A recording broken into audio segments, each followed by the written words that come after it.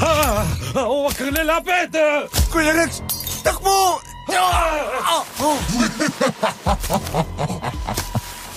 Gumapang ka! Gapang! Ano bang ingay yun?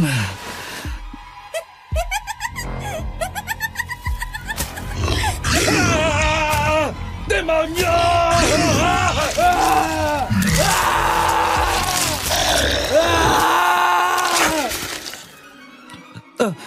Si Daddy yun. Dad! Dad! Anong...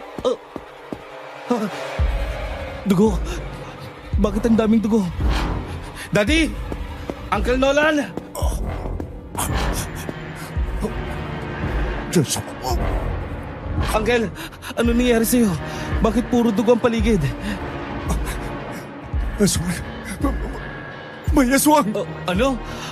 Si Peggy, si Daddy. Huwag! Huwag kang lalapit sa... Uncle? Uncle! Uncle! Gumising ka! Uncle! Dad! Peggy! Kuya?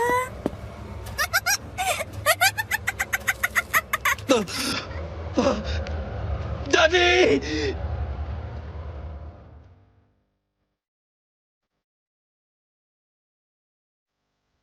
Dear Aswang Diaries and Madam Venus, isang magandang umaga po sa inyong lahat. 3:00 ng hapon ng Huwebes nang simulan ko ang sulat na ito. Hindi pa ako talaga sigurado noong una kung matatapos kong isulat ang liham na ito. Dahil ang ibig sabihin ay babalikan ko ang isang karanasan na matagal ko nang binaon sa limot. Ngunit naisip ko na baka kapulutan ito ng aral ng inyong mga masugid na tagapakinig. Itago niyo na lang ako sa pangalan na Mary, Tubong Negros Occidental. Ang ikukwento ko sa inyo ay nangyari noong ako'y 25 years old pa lang.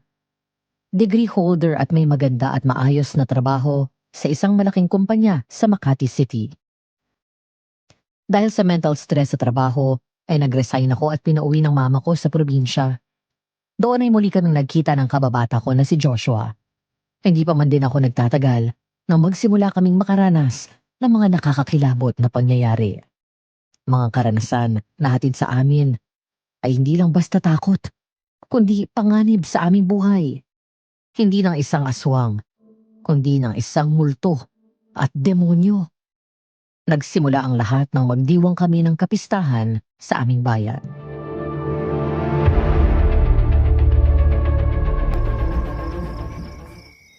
Nakakamiss ang piyesta dito sa atin, Ma. Ikaw lang hindi ko umuwi dito. Hayaan mo, Ma. Mula ngayon babawi ako. Taon-taon mo na ako makakasama kapag piyesta, lalo na kapag natanggap na ako sa mga inaplayan ko. Hindi ko alam kung dapat kong sabihin to. Pero natutuwa ako at nakabalik ka dito. Makakasama na kita. Ang mga kapatid mo, may mga kanya-kanyang pamilya na at nakatira na sa malayo. 2 na lang tayong magkasama sa buhay. Magkalayo pa tayo. Alam ko po marami akong pagkukulang. Basta babawi ako. Habang nandito ako sa bahay, tutulong ako sa mga trabaho dito. Tutulong ako sa mga trabaho dito at sa shop. Miss ko na rin magburde Tapos baka magsulat ulit ako. Huwag kang magmadali, anak. Malaki ang kinikita natin sa shop. Mabubuhay tayo. Auntie, nandito na po si Mang Nolan. Tsaka yung ibang mga bisita nyo. Ay sige, bababa na ka mo. Anak, halika at sumunod ka. Magpakita ka sa kanila. Opo, susunod na. Mag-aayos lang. Uy Mary, hindi ka pa kakain? Kakain na rin. Nga pala, naalala mo si Joshua? Yung kasama niyo dati maglaro? Ah, yung kaibigan ni Kuya? Oo, bakit? Nakita mo na ba yung latest picture niya? Ang pogi! Yee, type mo. Hindi mga Turkish ang bet ko. Yung mabuhok sa dibdib, ganyan. Mas bagay kayo ni Joshua. Lakas mong mag-matchmake Ilang taon na kami hindi nagkikita noon. Ay, ayaw nitong maniwala. Tingnan mo, pak, guwapo, bagay talaga kayo. Ay naku Cheryl, tigilan mo nga ako. Balita ko babalik na siya dito. Grabe, ang tagal din niyang nawala, no? Ang sabi ni Mama, na-trauma daw siya pagkatapos na nangyari kay Mang Rex at dun sa kapatid niyang si Peggy. Ano nga ulit ang nangyari dun sa bata? Nagpakamatay o pinatay? Suicide daw. Sabi nakita nakabigti ng lubid sa loob ng cabinet niya. 10 years old? Magpapakamatay? Nakakaduda naman yata yan. Ang alam ko, naimbestigahan niya si Joshua dati. Baka daw kasi may foul play ang pagkamatay ni Peggy. Kahit ang pulis hindi makapaniwala na magagawa ng bata yon. Kaso wala naman silang nakuhang ebidensya. Kaya ayun, absuelto siya. Tapos nung umalis papuntang US, hindi na bumalik? Grabe. Sino kaya ang pumatay kay Mang Rex, ano? Lumipas na lang ang panahon na hindi nare-resolba ang kaso. Oy, kayong dalawa. Mamaya na kayo magchismisan. Bumaba na kayo dito. Cheryl, tulungan mo ako mag-estima ng bisita. Opo, auntie.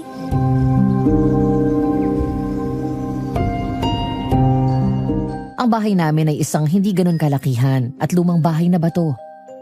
Minana pa ito ni Mama mula sa kanyang mga magulang. Marami na itong pinagdaanan na sakuna, pero matibay pa rin na nakatayo. Sa paglipas ng panahon, ay na-maintain namin ang ganda nito dahil alaga sa pagpapaayos. 4 ang kwarto at naroon din sa second floor ang mga common areas gaya ng banyo, kusina at sala. Habang nasa first floor ang dress shop ni Mama at kanyang receiving area. Isang mananahi ng mga barong Tagalog at barot saya ang mama ko. Minana pa niya ang negosyo na yon mula pa sa aming mga ninuno noon pang panahon ng Kastila. Kaya bata pa lang kaming magkakapatid ay tinuruan na rin niya kami para may mga magtutuloy ng legasiya ng aming pamilya.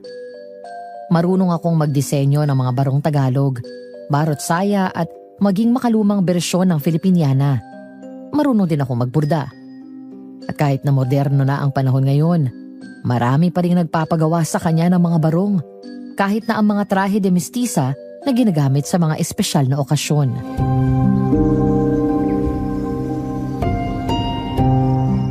Mary, halika dito sa baba, anak. Nandiyan na po. Kailan pa nakauwi si Mary? Siguro ay magdadalawang linggo na kaya nadagdagan ang katuwang ko sa gawain sa shop. Alam mo naman, yung ibang anak ko may sarili ng pamilya. Ito na lang, nag-iisang dalaga. Oh, nandyan na pala siya. Good morning po. Mano po, Uncle Nolan? Kawaan ka ng Diyos iya.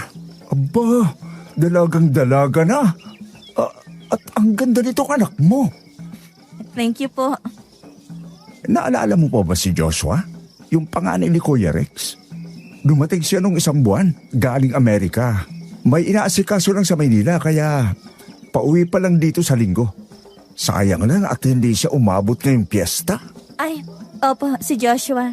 Kaibigan ni Kuya. Nakakalaro ko rin dati yun eh. Ayan mo. At dadaan kami dito para naman magkita ulit kayo. At bago ko makalimutan, itago niyo itong raffle ticket. Mamayang hapon yan, bobulahin. Doon sa plaza ang raffle sa talent show. Pumunta kayo ha. Baka manalo kayo. Sige pare, salamat ha.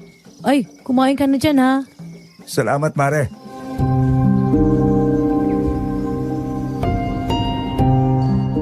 Alas 3 ng hapon nang pumunta kami ni Mama sa plaza, gaya ng sinabi ni Uncle Nolan kasama si Cheryl. Pumuesto kami sa gilid at doon nanood ng mga talent show ng mga taga roon sa amin. May kumanta, sumayaw, meron ding nag-perform na banda at kung ano-ano pa. Nalibang din naman kami sa panonood, lalo na si Mama na laging subsob sa trabaho. At sa bawat 3 nagtatanghal ay may binubolang tiket.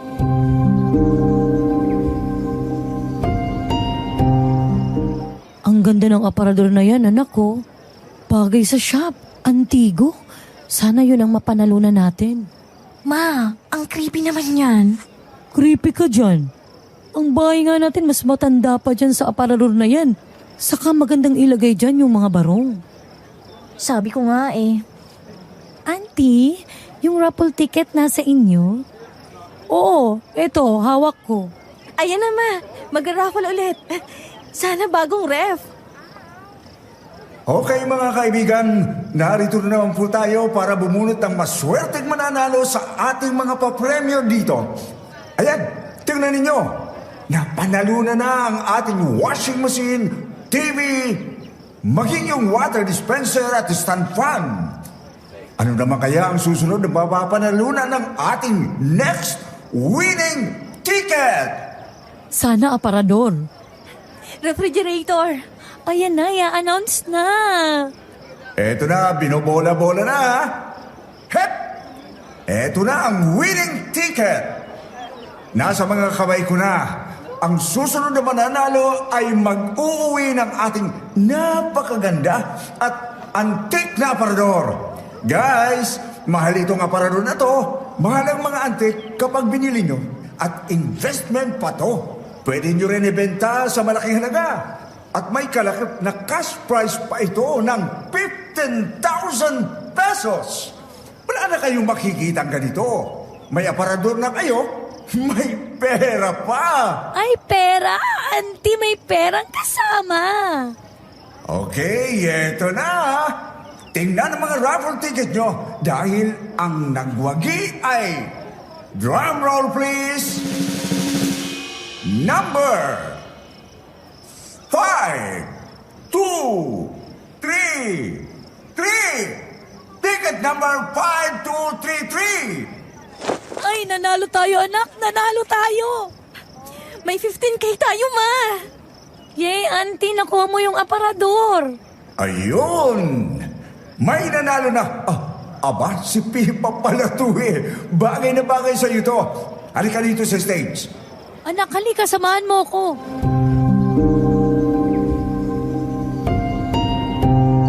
Wala akong nagawa nang hilahin ako sa stage ni Mama kahit nahihiya ako. Nangihinayang ako na hindi ang refrigerator ang napanalunan namin. Pero may kasama namang pera yung aparador at masaya naman si Mama. Kaya masaya na rin ako. Pagdating sa stage ay tuwang-tuwa na lumapit si Mama kay Uncle Nolan.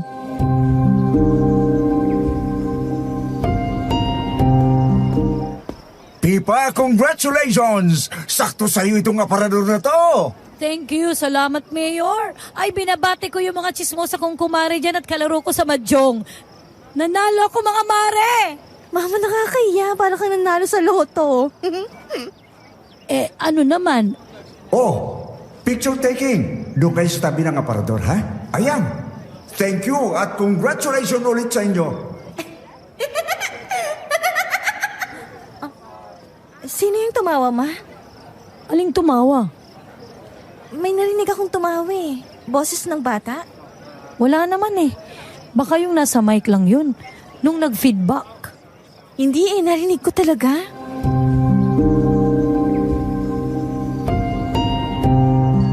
Papunta na kami sa gilid ng stage para bumaba nang marinig ko ang tawa na yun. Lumingon ako sa paligid. Pero wala namang bata na malapit sa amin. Hindi ako maaaring magkamali sa narinig ko. May bata talagang tumawa. Hanggang sa napalingon ako sa aparador. Nang bahagyang lumakas ang ihip ng hangin, bahagyang bumukas ang pinto nito.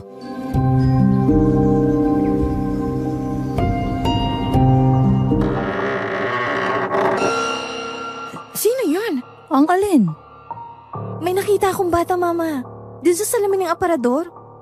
Anak, tinatakot mo ang sarili mo. Hindi ako nagbibiro. Nakita ko talaga. Ang mabuti pa ay umuwi na tayo. At tulungan mo kong ayusin yung mga gamit doon. Mag-uurong tayo para bigyan ng lugar yung aparador sa shop. Kinagabihan, matapos mag-alisa ng mga bisita ni Mama, ay nagtulong-tulong kaming nagligpit ng mga kasangkapan. Ako ang nagpresentang maghugas ng sangkaterbang pinggan, habang si Cheryl naman ang naiwan sa shop at naglinis at nagsarado. Maya-maya ay lumapit si Mama at nilagay niya ang mga natirang handa namin sa loob ng refrigerator.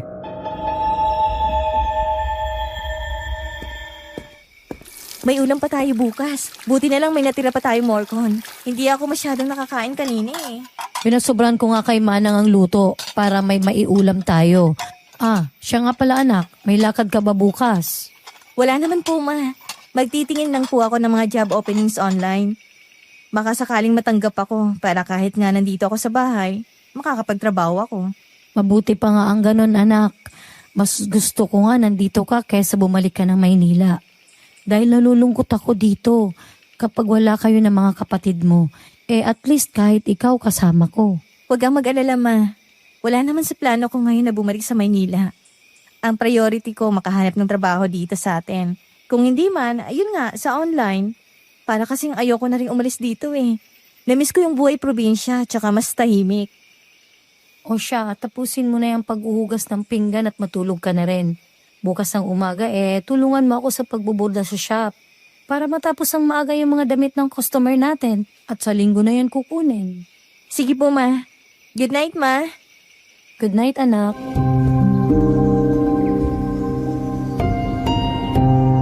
Ilang sandali pa ang nakalipas nang umakyat si Cheryl. Panay ang lingon nito sa ibaba habang hinihima sa mga braso at umiiling. Pagkatapos ay lumapit ito sa refrigerator, saka kumuha ng malamig na tubig at diretsyong nilagok ang laman ng baso. Napansin ko rin na medyo namumutla siya at butil-butil ang pawis. Nang hindi ako makatiis ay nagtanong na ako.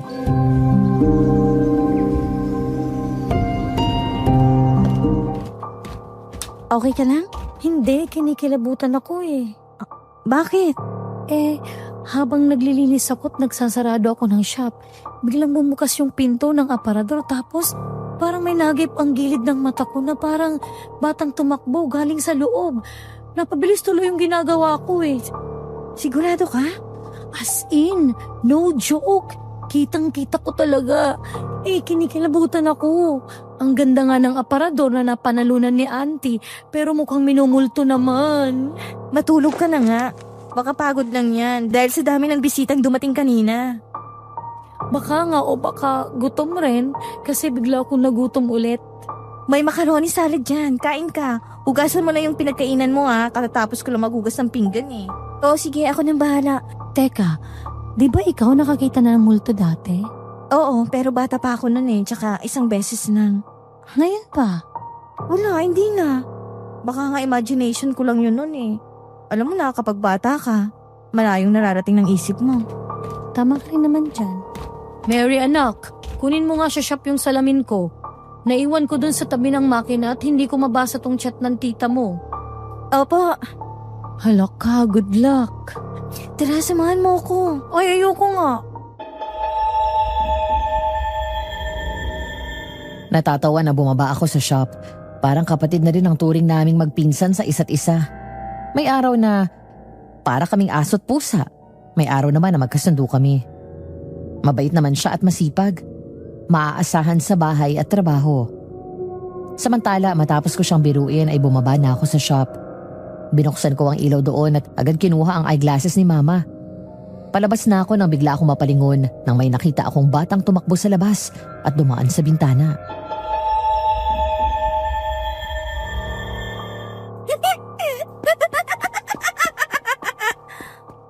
Sino yan? May tao ba dyan? Hanapin mo ako! Bata? Nasaan ka? Paano ka napunta dito? Psst! Psst! Nandito ako! Gabi na. Umuwi ka na sa inyo, baka hinahanap ka na ng nanay mo. Uy Mary, sino kausap mo dyan? Yung batang sinasabi ko. Kinausap pa ako at makikipaglaro. Hanapin ko daw siya tapos tumawa. Seryoso? Oo, hindi ako nagbibiro. Nasaan yung bata? Hindi ko nga makita Ayun, may tumakbo. Hoy, bata! Umuwi ka na!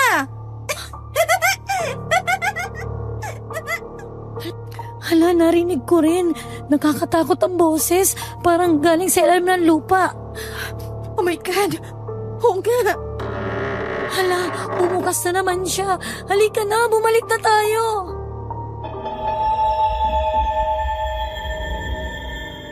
Biglang kumapit ng mahigpit sa braso ko si Cheryl. Nang dahan-dahang bumukas ang pinto ng aparador. Mabilis na kumabog ang dibdib ko. Kasabay ng paggapang ng kilabot sa buong katawan ko mula ulo hanggang paa. Hinihila na ako ng pinsan ko palayo. Pero sa halip ay humakbang ako palapit sa aparador. Dahil doon ay nabitawan ako ni Cheryl. Dahan-dahan akong lumapit at tinignan yun. Pero wala namang batang babae sa loob. Tinawi ko pa ang mga barong at saya na nakahanger pero wala talaga akong nakitang bata. Wala namang tao sa... Laro tayo, ate!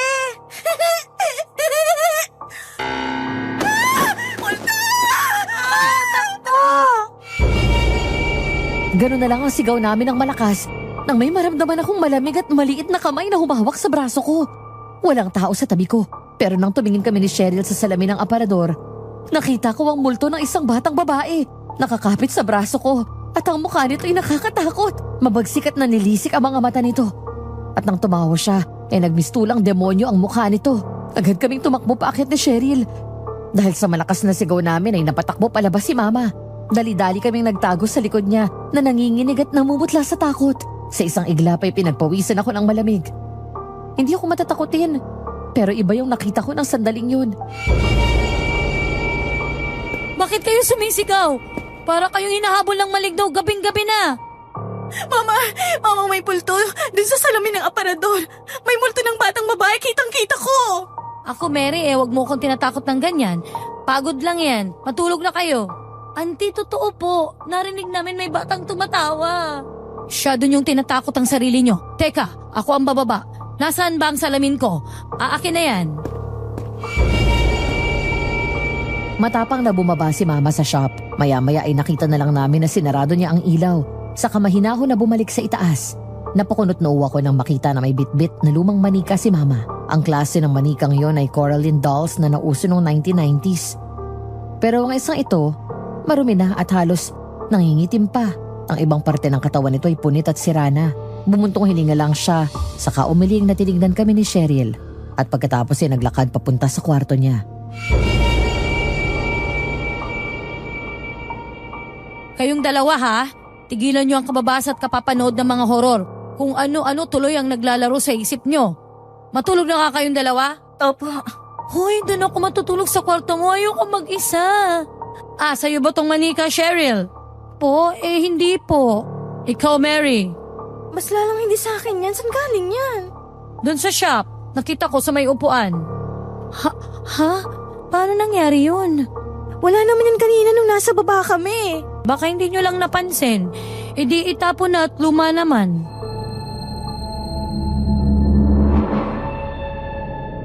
Takang-taka kami ni Cheryl at nagkatinginan.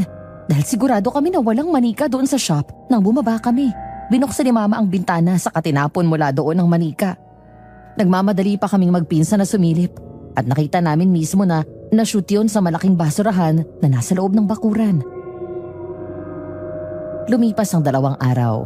Hindi naman na nagpakita sa akin ang batang multo. Ganon din kay Cheryl. Para mawala sa isip ko ang nangyari ay tumulong ako maghapon sa pagbuburda ng barong na pinagawa kay Mama para sa isang buong entourage ng kasal. Isang hapon, habang naglalakad ako pabalik sa bahay, dala ang binili kong merienda para sa amin at mga mananahi. Naabutan ko na nakaparada sa labas ng bahay ang sasakyan ni Uncle Nolan.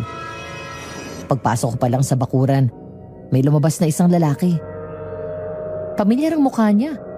Gwapo, matangkad, malinis manamit. May pagka-bad boy ang dating nito pero matikas ang pangangatawan. Nang lumingon siya sa akin at ngumiti, doon palang rumihistro sa isip ko kung sino ang lalaki sa harap ko.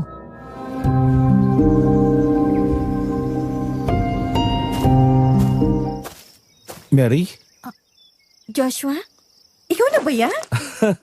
Ako nga. Uy, long time no see ah. Musta? Okay naman. Ikaw? Ayos lang din. Ang tagal mo ring nawala ah. Si Kuya Jim, palagi ba kayo nagkakausap? Oo. Nakita nga kami sa Manila bago ako umuwi dito. Baka daw umuwi siya sa susunod na buwan. Ikaw, balik ka na ulit dito sa atin? Oo. Dito na ako naghahanap ng trabaho para rin may kasama si Mama. Gusto mo, sa akin ka nalang magtrabaho. Sekretary ko. Ako na kasi ang officially nahahawak ng farm at ibang negosyo na naiwan ni Dad. Turn over na sa akin ni Uncle Nolan. Wala pa akong assistant eh. Oh, talaga? Sige. Oh, deal ha? Sa akin ka na magtatrabaho. Teka, wala na bang interview? Wala na. Ikaw na yan eh. At saka tiwala ko sa'yo. Palagi kang pinagmamalaki ng kuya mo sa akin na magaling ka at summa cum laude ka graduate. Siguro magbigay ka na lang ng requirements para ma-process yung sweldo at benefits mo. Wow, thank you. Mama, may trabaho na ako. Ay, siya nga. Kinuha ako ang sekretarya ni Joshua. Ay, salamat sa Panginoon. Salamat, Joshua, ha? Wala po yan, Aling Pipa. Kailangan ko talaga na mapagkakatiwalaan.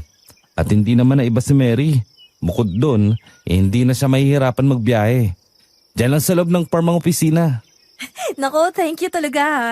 Ah, siya nga pala, Aling Pipa. Ang ganda po ng aparador niyo ah. Saan niyo po nabili? Napanalunan namin sa raffle. Ang ganda, no? Antigo. Bagay dito sa shop at sa mga damit na tinatahi ko. Ah, oo nga po. O, paano Mare? Dito na muna kami. Sige pare, salamat. Mary, ihatid mo sila sa labas.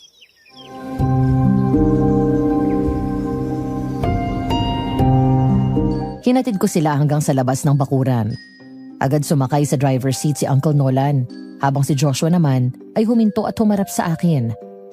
Parang tumalo ng puso ko nang matitigan ko siya at ngumiti sa akin. Kababata ko siya. Pero ang kuya ko ang talagang kaibigan niya. Nung mga bata pa kami, madalas kaming sumasama ni kuya doon sa loob ng farm nila para maglaro, na ang gate ay naroon lang mismo sa tapat ng bahay namin. Pagkatapos maglalaro kami doon at papakainin ng masarap na spaghetti ng mami niya. Ang iitim pa namin noon dahil palagi kaming bilad sa araw at nanlilimahid sa dumi. Ngayon, makalipas ng maraming taon, ang laki na ng pinagbago ni Joshua. Lalaking lalaki at mas matangkad sa akin. Mala Paula Avellino ang dating.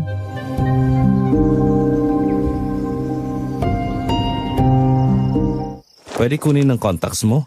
Sabihan kita kung kailan tayo magsisimula ng trabaho. Okay, sige. Eto, pati social media ko. Thanks. Sige ah, mauna na ako. Okay, see you. See you. And by the way, you look great, Mary. Ang ganda mo. Ha? Thank you. Narinig ko yan. Ang ganda mo daw. Kilig ka. Maganda ba talaga ako? Naman.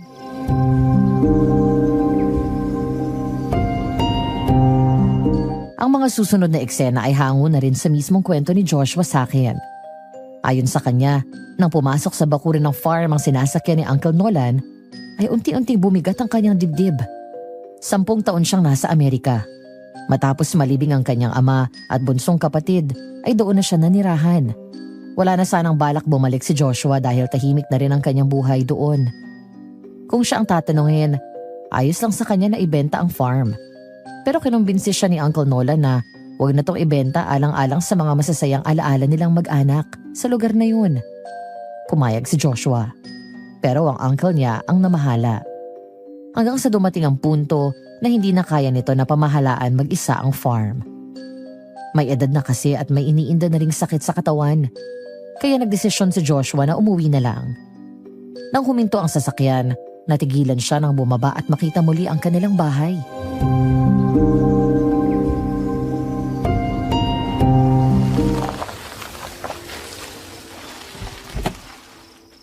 Welcome back, son. Thank you, Uncle. Alam ko na hindi madali ito para sa'yo. Sa akin din. Hindi madali na manirahan at gumising araw-araw sa bahay na yan. Pero kailangan nating harapin ito. Yes, Uncle. Naiintindihan ko po. Pasensya ka na. Alam mo na, tumatanda na itong uncle mo.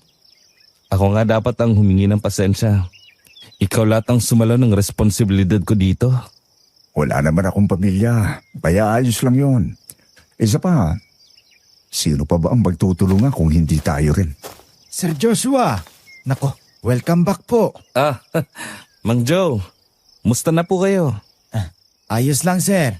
Ay, kami na po magbababa ng mga gamit nyo. Mang Joe, malinis po ba ang kwarto ni Joshua? Opo sir, nakaluto na rin po si Tessie, kaya pwede na kayong kumain para makapagpahinga na si sir.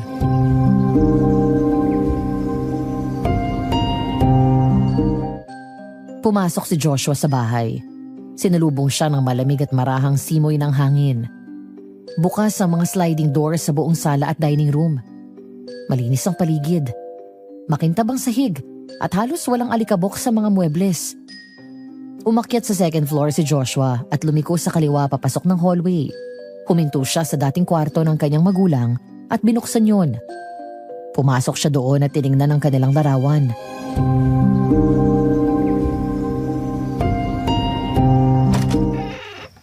Ma'am, Dad, I'm home. Araw-araw naglilinis sa mga kasambay natin dito. Palagi nilang naalala ang mami at daddy mo dahil ayaw nila ng marumi.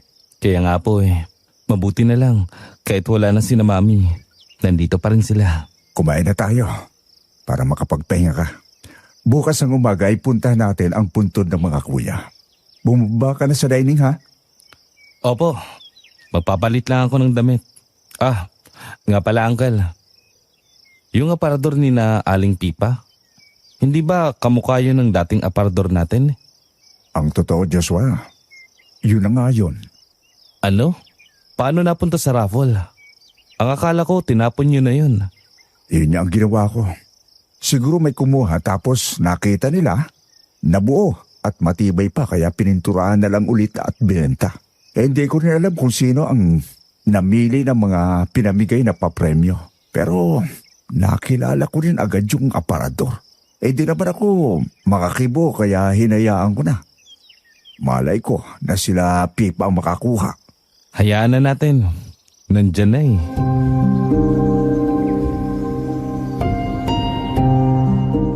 Agad umakyat si Joshua sa sarili niyang kwarto, saka naligo at nagligpit ng damit. Katatapos lang niyang magbihis at may hinahanap sa maleta na bigla siyang mapalingon.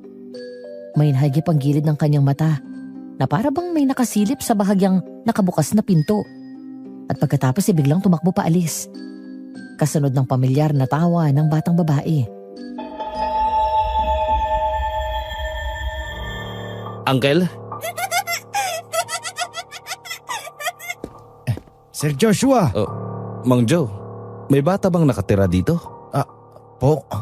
Wala po. Mula nang mawala si... Okay po. Huwag niyo nang banggitin Opo, sorry po. Nakahanda na po pala yung mesa. Sige po. Susunod na ako.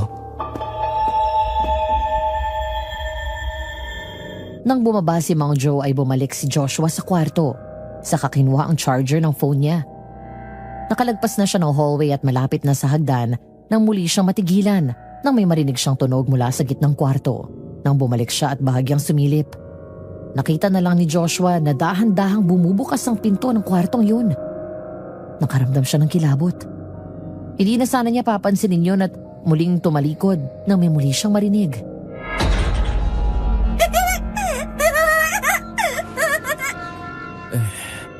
Nag-hallucinate ka lang, Josh.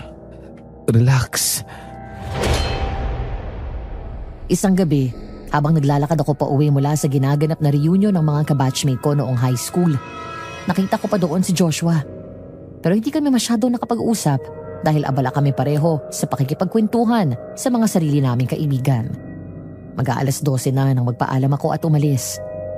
Matapos ang kulang 10 minuto ng biyahe sa kanang tricycle, napilitan akong bumaba sa kanto dahil iba ang daan ng kasabay kong pasahero. Hanggang sa nakatanggap ako ng tawag mula kay Cheryl. Hello? Hello? Nasaan ka na daw? Sabi ni auntie. Pauwi na. Nandito ako sa kanto naglalakad. Bakit hindi ka pa nagpahatid dito? May kasabi akong ibang pasahero Iba yung way niya kaya hindi pumasok yung tricycle. Bilisan at mag-ingat ka. May madadaanan kang madilim dyan. Dahil nasira yung ilaw sa poste, nag-aalala sa'yo si auntie. Nandiyan na. Matapos pindutin ang end call button ay agad kong sinilid sa bulsa ang phone ko at nagpatuloy sa paglalakad. Ilang sandali pa, natigilan ako nang maramdaman na may sumusunod sa akin. Lumingon ako, ngunit wala naman akong nakitang tao sa likod. Pasado alas 12 na ng hating gabi. Tahimik na ang paligid. At tanging mga kuliglig na lang ang naririnig ko. Ang mga bahay at tindahan ay sarado na rin. Nagpatuloy ako sa paglalakad hanggang sa unti-unti akong nakaramdam ng kilabot. Nang mula sa gilid ko, sa mismong kalsada, nakita ko ang anino ng isang tao na may sungay mula sa likod. Kasunod nito ay narinig ko ang isang nakakatakot na angil. Kaya dahan-dahan akong lumingon at...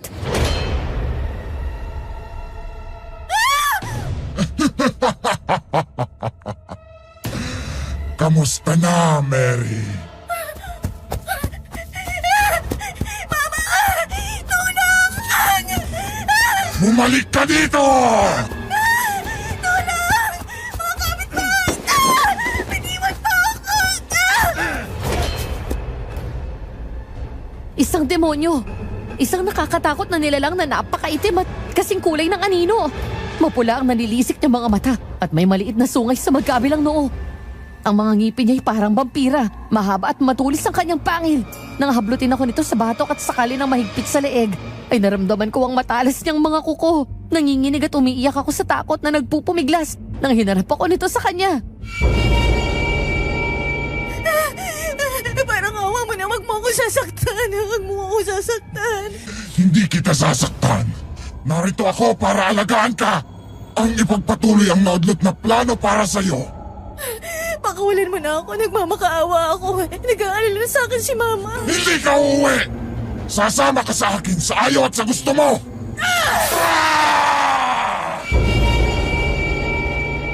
Habang sakal ako sa leeg ng mukhang demonyong nilalang na ito, ay bigla kong naalala ang pepper spray na nakatago sa kabilang bulsa ng suot kong pantalon. Kinuha ko yon at saka inisprayan ang mukha nito. Agad niya ako nabitawan, kaya mabilis akong tumayo at kumaripas ng takbo habang umuubo at umiiyak sa takot. Nang muli akong lumingon, nakita ko na lang na hinahabol na ako nito. Tulungan niyo ako! Mama! Bumalik ka dito!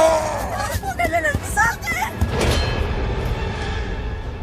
Ilang sandali pa, nabuhayan ako ng loob nang makita ang liwanag mula sa headlight ng isang parating na sasakyan. Nang lumingon ako, nakita ko na lang na wala na doon ang humahabol sa akin. Agad akong humarap sa daan at kumaway sa kotseng palapit. Maya-maya ay huminto ito at bumaba ang driver. Si Joshua. Nang makita ko siya, ay lalo akong napahagulgol ng iyak at patakbong lumapit sa kanya at yumakap. Mary, Joshua! okay ka lang? Joshua! May umahabol sa akin. Lalaki. Mukha siyang maligno. Sobrang itim niya, tapos may pangil at mapulang mga mata niya. Kalbo, tapos may sungay dito sa noo magkabila. Sigurado ka? Lasing ka ba? Di ako lasing. Nagsasabi ako ng totoo. Baka kasi marami... Hoy! Sino yan?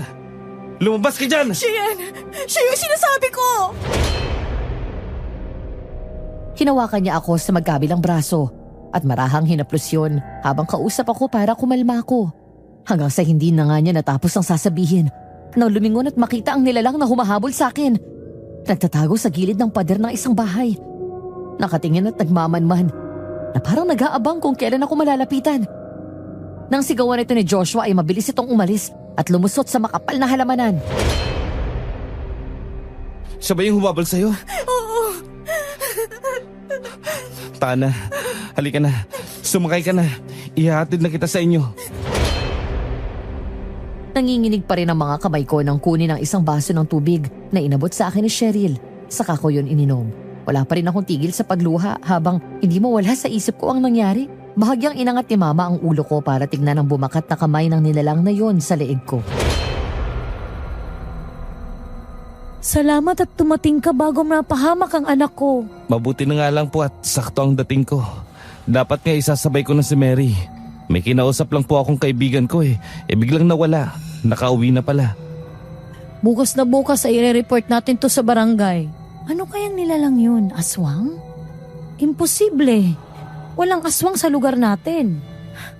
Mukha siyang demonyo, literal. Para siyang demonyo na nagkatawang tao. Mahaba pang ang kuko niya at matalas kaya may gasgas ang leeg ko. Tapos gusto niya akong kunin para daw magsama na kami. May sinabi pa siya na ang tagal niya na daw akong hinihintay. Nakakatakot naman yan. Mukhang may gusto pa yata sa'yo ang aswang na yun. Hayaan mo anak. Magtatanong ako sa mga kumari ko kung may kakilala silang albularyo. Magpahinga ka na. Huwag mo nang isipin yun. Aling Pipa, mauna na po ako. O sige, mag-iingat ka ha. Salamat ulit. Opo. Mary, mauna na ako. Salamat, Josh. Please, mag-chat ka sa akin kapag nakauwi ka na. Oo, sige. Magkita tayo bukas sa opisina. Okay.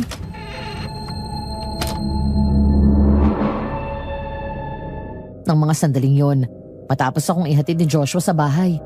Ang kwento niya sa akin, habang nagmamaneho siya sa loob ng farm pauwi sa bahay nila, ay hindi mawala sa isip niya ang nakita naming demonyo.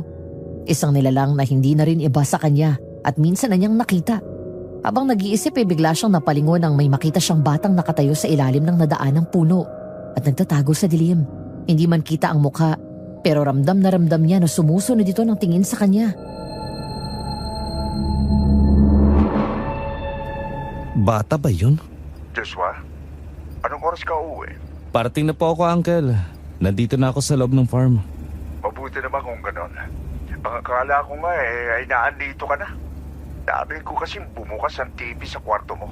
Tapos bukas din ang pinto. Oh, paano nangyari yun? Pinatay ko yung TV kanina. At sigurado akong sarado ang pinto nung umalis ako. Baka binuksan naman ang kasambahin natin nung naglilinis siya at nakalimutan patayin. Oh, sino yun? May kasama kang bata? Wala po. Nag-iisa ako dito. Sino yung tumawa? Narinig ko eh. Hindi ko po. Laro tayo, kuya!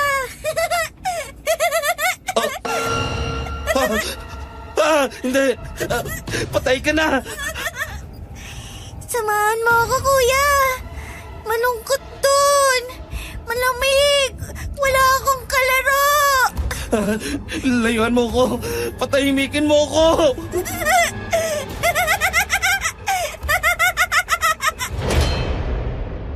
Agad siyang tumapak sa preno at napasigaw ng pagsilip sa rearview mirror, may batang nakaupo sa backseat. Nang lumingon si Joshua sa likod, biglang sumulpot mula sa backrest na kinauupuan niya ang nakangising mukha ng multo ng batang babae. Pagkatapos ay yumakap sa leeg niya at naramdaman ang malamig nitong kamay. Lalong nang hilakbot si Joshua nang makilala ang mukha ng multo. Dahil doon ay nagmamadali siyang bumaba ng sasakyan at kumaripas ng takbo. Mabuti na lang at malapit na siya sa bahay. Joshua, anong nangyayari dyan? May multo, Uncle. Nakita ko siya. Nagpakita siya sa akin. Teka, natatanaw na kita. Sasalubugin kita. Sa kabila ng nangyari sa akin ay pilit kong isinantabi yun at nag-concentrate sa trabaho. Yun ang unang araw ko bilang sekretarya ni Joshua. Ayoko naman pumalpak kahit nakakilala at kaibigan ko ang boss ko dahil sa personal na problema ko. Habang abala ko sa pagtatype ko sa laptop, sumilip doon sa opisina si Joshua at pumasok.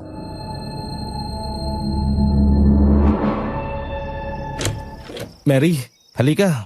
Merienda muna tayo. Okay, nandiyan na. Kumusta ang first day? Ayos naman, struggle lang ng konti dahil sa nangyari kagabi. Hindi ka ba nakatulog? Nakatulog naman, pero pagising-gising ako eh. Nireport ni mama yung nangyari kay Kapitan, kaya maaga pa lang bumangon na ako.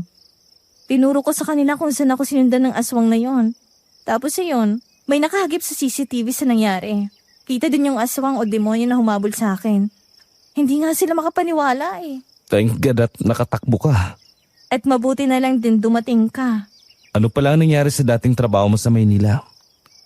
Bakit ka biglang napauwi dito?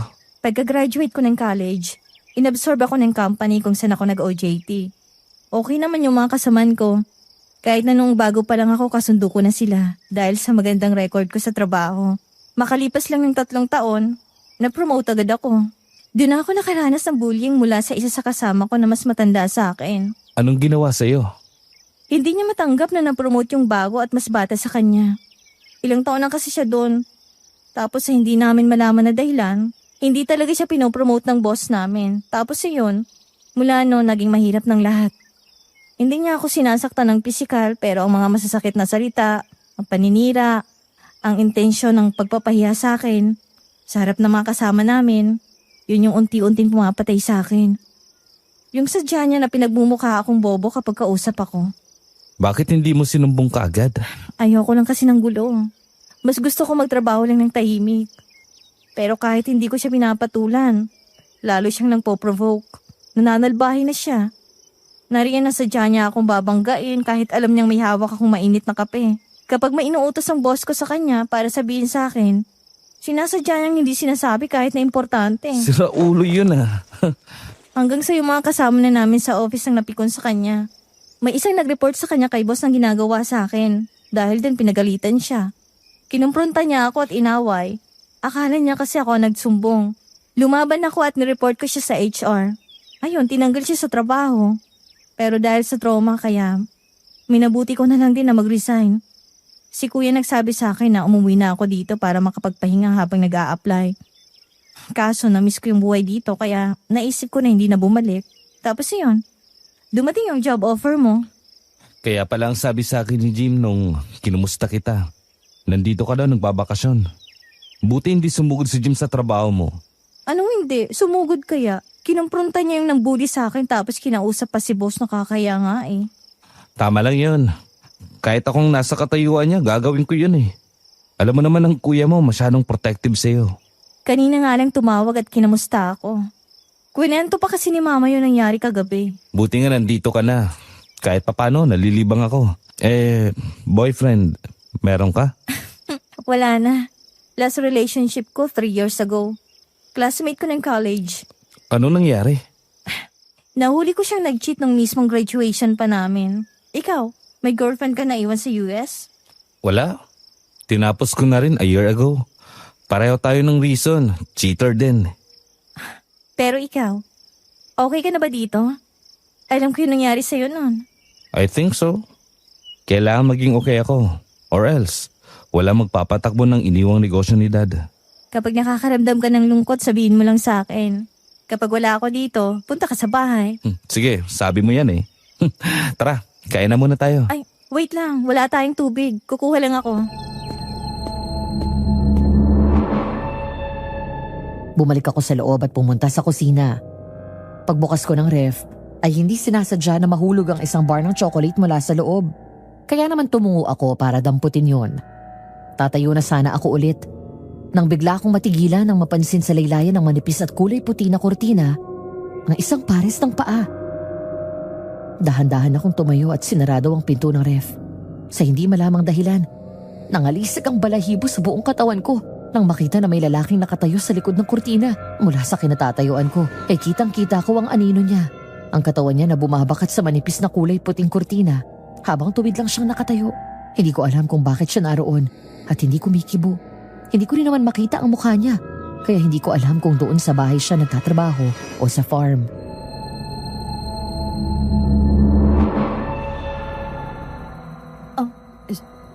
Sir, sino po sila? Bakit po kayo nandyan? Manong?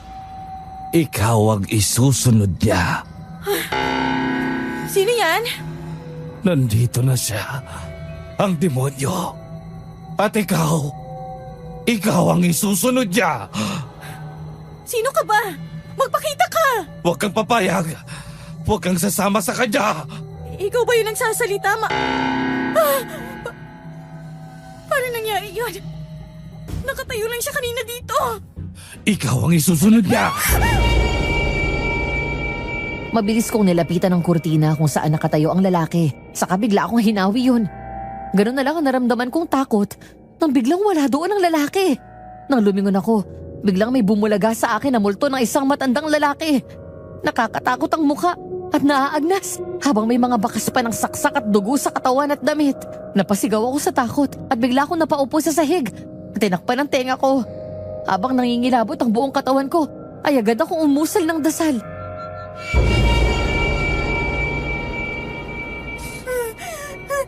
Lord, help me, please save me! Ma'am, ayos lang ba kayo? Mary, okay ka lang? Narinig kitang sumisigaw. Naabutan ko po siyang nakaupo sa sulok at dasal ng dasal. Nanginginig sa takot. May nakita akong lalaki nasa likuran ng kurtina nakatayo. I swear, kitang-kita ko. Nung awiin ko yung kurtina, nawala yung lalaki. Tapos pagharap ko, nakita ko siya. Ang daddy mo, kitang-kita ko. Ang sabi niya, narito daw ang demonyo at isusunod niya ako. Natatakot ako, Joshua. Ano ba itong nangyayari sa akin? Tana. Mang Joe, ako na po ang bahala dito. Sige po, sir. Halika. Doon na ulit tayo sa labas para makalanghap ka ng sariwang hangin.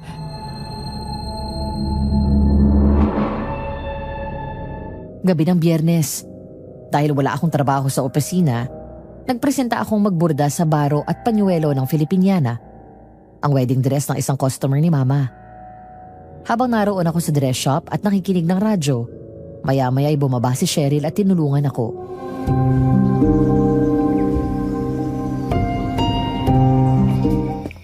Hindi ka pa ba matutulog?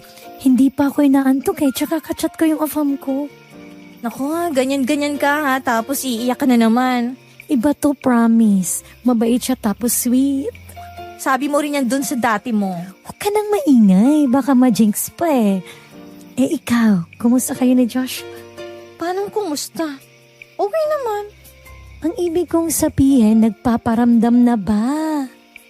Wala namang ganun. Kaibigan at boss lang kami nun. Sa'yo baka mukhang hindi siya ganun sa'yo eh. Naalala mo nung bagong dating siya at nakita ka? Aba, lagi kong nauhuling titig na titig sa'yo kapag hindi ka nakatingin sa kanya. Ikaw talaga masyado kang ma-issue. Ay, ayaw mo maniwala? Totoo yun. Tignan mo isang araw, yayayain ka lang nun mag-date.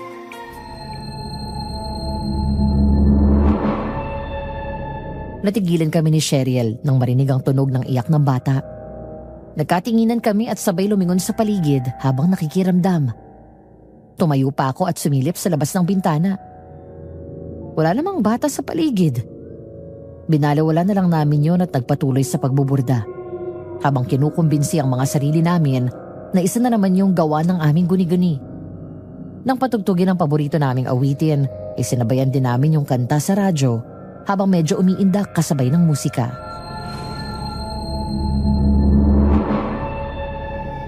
Bakit nga ba mahal kita kahit na may mahal ka ng iba? Ba't baliw na baliw ako sa'yo?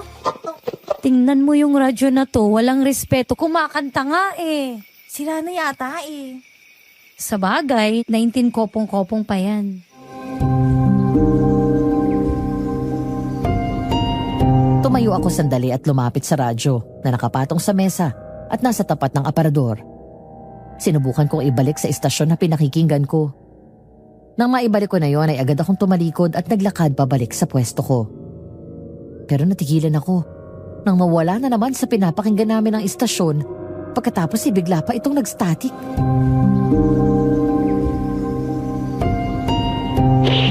Anong nangyari dyan? Okay naman yan kanina nung ginamit ni auntie. Baka pagod na tong radyo na to. Teka, sinong dumampot nito sa basurahan? Di ba tinapon na to ni Mama?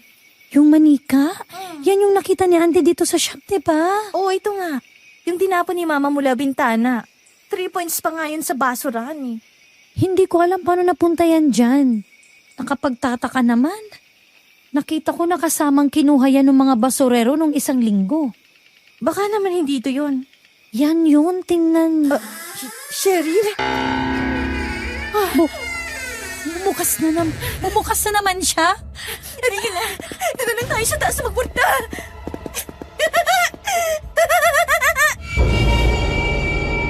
Napatakbo si Cheryl sa tabi ko nang biglang may batang lumabas mula sa likod ng office desk ni Mama at tumakbo papunta sa likod ng aparador.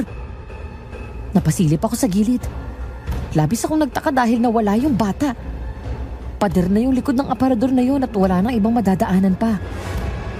Dahil sa takot nagmadali kami ni Cheryl at kinuha ang mga binuburda namin. Lalabas na sana kami nang biglang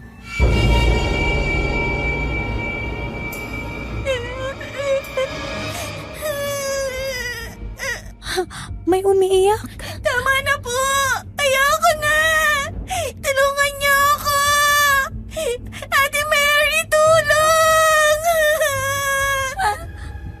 Hala? Binanggit niyang pangalan ko. Hoy, Mary, bumalik ka dito, hoy!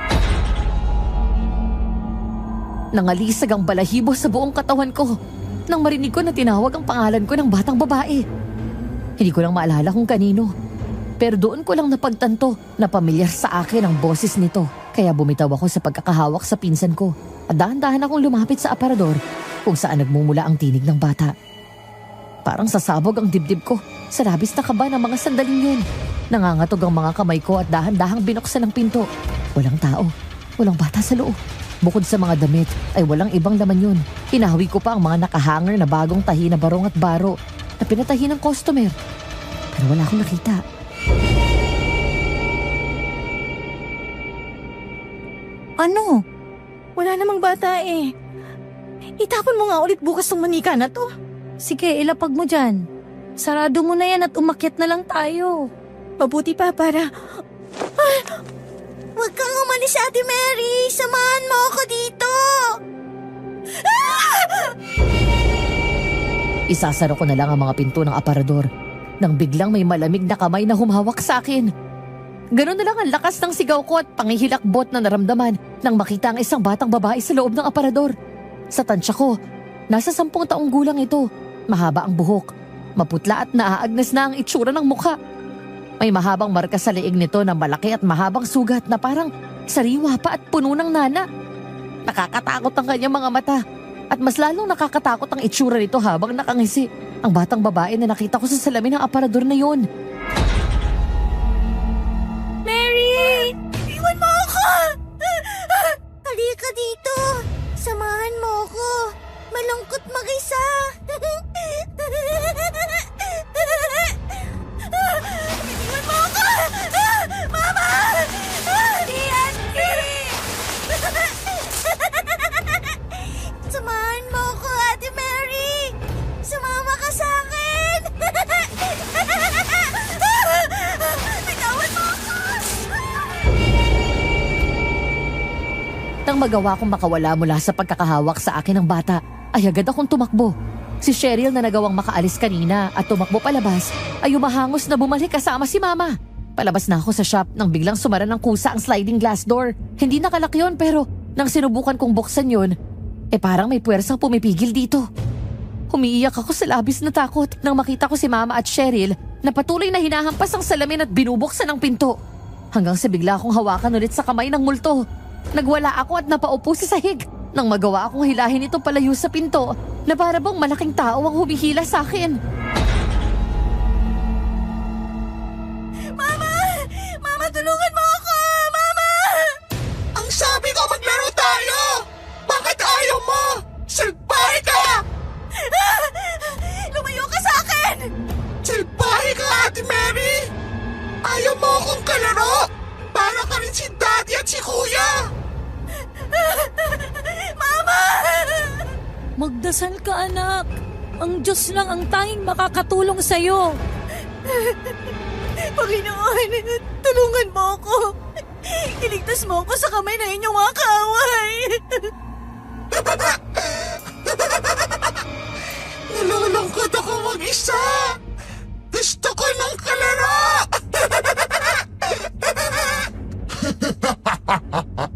Hindi ba't sabi ko sa'yo, mapapasakin ka! Wag! Parang awa mo na wag ka lalapit! Nagtriple ang takot ko nang paglingon ko sa bintana ay nakita ko ang nilalang na maitim at may sungay na nakatayo doon. Biglang kusang natanggal ang lock ng sliding window at pumasok ito. Doon lang ako binitawan ng batang multo. Tatakbo pa lang ako nang mahablot ako sa buhok nito at saka ako sinakal ng mahigpit sa leeg. Pagkatapos ay nagawa akong iangat nito mula sa sahig habang nakangisi. Ikaw ang magiging daan para muling mabuhay ang anak ko! Hindi! Hindi! Wag!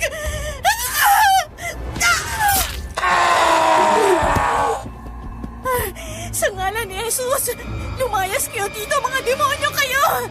Sa ngalan ng Diyos Espiritu Santo, ang tahanang ito ay pag-aari ng Panginoon! Lumayas kayo! Hindi ako papayag na gamitin mo ako sa masamang binabalak mo! Kahit anong gawin mo, hindi mo ako matatakasan! Ang itinakda! Ikaw ang magiging ina ng anak ko! Ako at ang Diyos lang ang magsasabi kung anong mangyayari sa buhay ko! At hindi ikaw!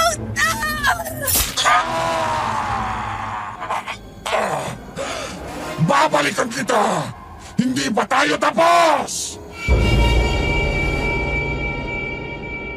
Habang sakal ako ng aswang, sa gitna ng matinding takot, ay unti-unti na akong nawawala ng pag-asa na makakaligtas pa ako. Ang buong akala ko, yun na yung katapusan ko. Hanggang sa may malamyos na boses akong narinig sa puso ko at sinabing huwag ako matakot. Nakasama ko siya sa laban at hindi ako nag-iisa. Matapos yun ay nakita ko na may malaking gunting na nakapatong sa isang makapal na libro na nasa ibabaw ng aparador. Pilit kong inabot yun at nang makuha ko ay bigla akong sinaksak sa mukha ang aswang. Nabitawan ko ang gunting nang sa halip na bitawan din ako nito ay mas lalo niya akong sinakal. Doon ko kinuha ang makapal na libro Pagkatapos malakas ko yung pinalo sa ulo nito ng ilang ulit. Nang mabitawan ako ng aswang at mahulog ang libro mula sa kamay ko, doon ko lang nakita na isa pala yung Biblia. Nakaramdam ako ng lakas sa mga sandaling yon, Madam Venus. Naramdaman ko na kasama kong lumaban ng Panginoon. Lalo akong naiyak. Hanggang sa mabilis na tumakas ang aswang at nawala ang multo. Doon biglang nabuksan ang mga pinto at tuluyang nakapasok si Mama at Cheryl. Anak! Diyos ko, ang anak ko! Ilang araw ang lumipas mula nang mangyari ang kahindik-hindik na gabing yun. Ng mga sumunod na gabi, ay tahimik naman ang lahat. Nakakatulog na ulit ako ng mahimbing, lalo't katabi ko si Mama. Sinubukan namin ipatapon ang aparador pero sa hindi malamang dahilan, biglang bumigat yun. At kahit pagtulungan yun ng buhati ng ilang kalalakihan, ay hindi nila magawang alisin sa pwesto. Dahil Sabado ng araw na yon at wala akong pasok sa trabaho, habang naroon sa shop ay dumating ang isang customer ni Mama na nagpapagawa ng wedding gown, na ang estilo at disenyo ay makalumang Filipiniana. Malapit nang matapos ang gown at kailangan lang ng fitting ng bride, pero dahil sa paniniwala nila sa pamahiin, tumanggi ang mga ito na isukat ang damit.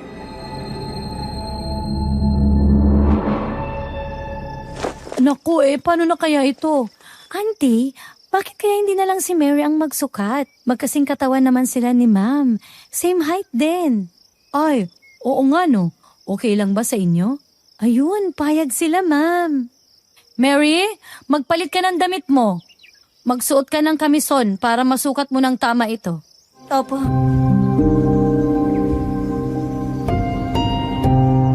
Nagmamadali akong umakyat sa kwarto ko at nagpalit gaya ng iniutos ni Mama. Kinuha ko rin ang phone ko na kanina ko pa iniwan na nakacharge habang nasa shop ako at nagbuburda. Habang pababa ay sumagot ako sa chat na pinadala ni Joshua. Mahigit kalahating oras na ang nakalilipas.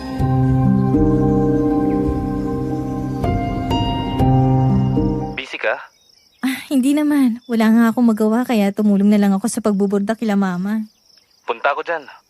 Sunduin kita tapos labas tayo. Sige, magpapaalam lang ako. Punta ka na dito. Okay. Mary, bilisan mo! Nandiyan na po!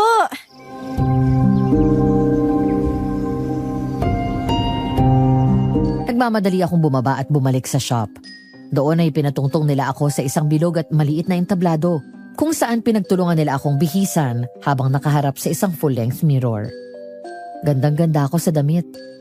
Ang ganda ng kinalabasan ng design ni Mama. Para akong nag-time travel. Pakiramdam ko, para akong si Maria Clara. Kung may isa pa akong namanan na talent ni Mama, yun ay ang pagdedesign ng mga old-style wedding gowns.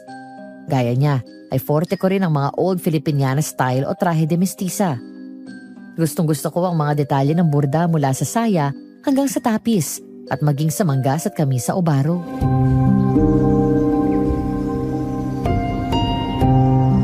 Wow! Ang ganda! Uy, Mary, bagay sa'yo. Naku ma'am, mas lalo pa pong gaganda ito kapag nalagay na yung finishing touches at naayusan kayo. Hindi ba masikip, anak? Hindi naman po, sakto lang. Makakakilos ng maayos si ma'am. Kaya lang po, tiis ganda kayo dito. Ma, kapag kinasal ako, gusto ko ganitong style. At ganito din kaganda yung wedding gown ko. Mary? Ay, si Joshua nandito. Pasok! Aling Pipa, pwede ka po bang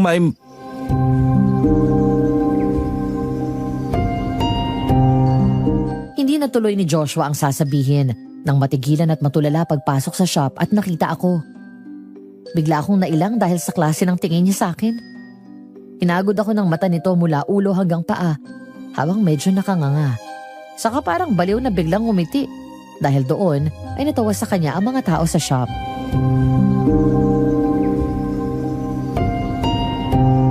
O, natulala ka sa dalaga ko. Uy, na in love. Yee! Uy, kayo talaga. Pasensya ka na, Josh, ha? Tuloy ka na sa taas. Hintayin mo ako doon. Matatapos na tong fitting namin. Aling Pipa, ano po kasi, ipagpapaalam ko sana si Mary. Yayayain ko po sanang lumabas. Lalabas? O baka ibig mong sabihin ay i-date mo ang dalaga ko? Mama, lalabas lang naman kami. Makadate ka dyan. Opo, kung okay lang po na makadate ko yung anak nyo. Oh, anong date? Pwede po ba? Aba, sige. Pero uwi kayo ng maaga. Alam mo naman ang nangyayari dito. Opo, Aling Pipa.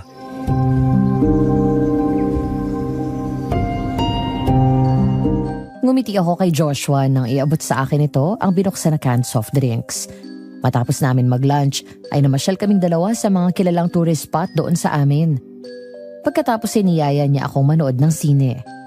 At ang last stop namin, sa tabing dagat para abangan ang paglubog ng araw. Nang makahanap kami ng bakanting mesa sa ilalim ng puno, ay doon kami pumwesto at nag-usap.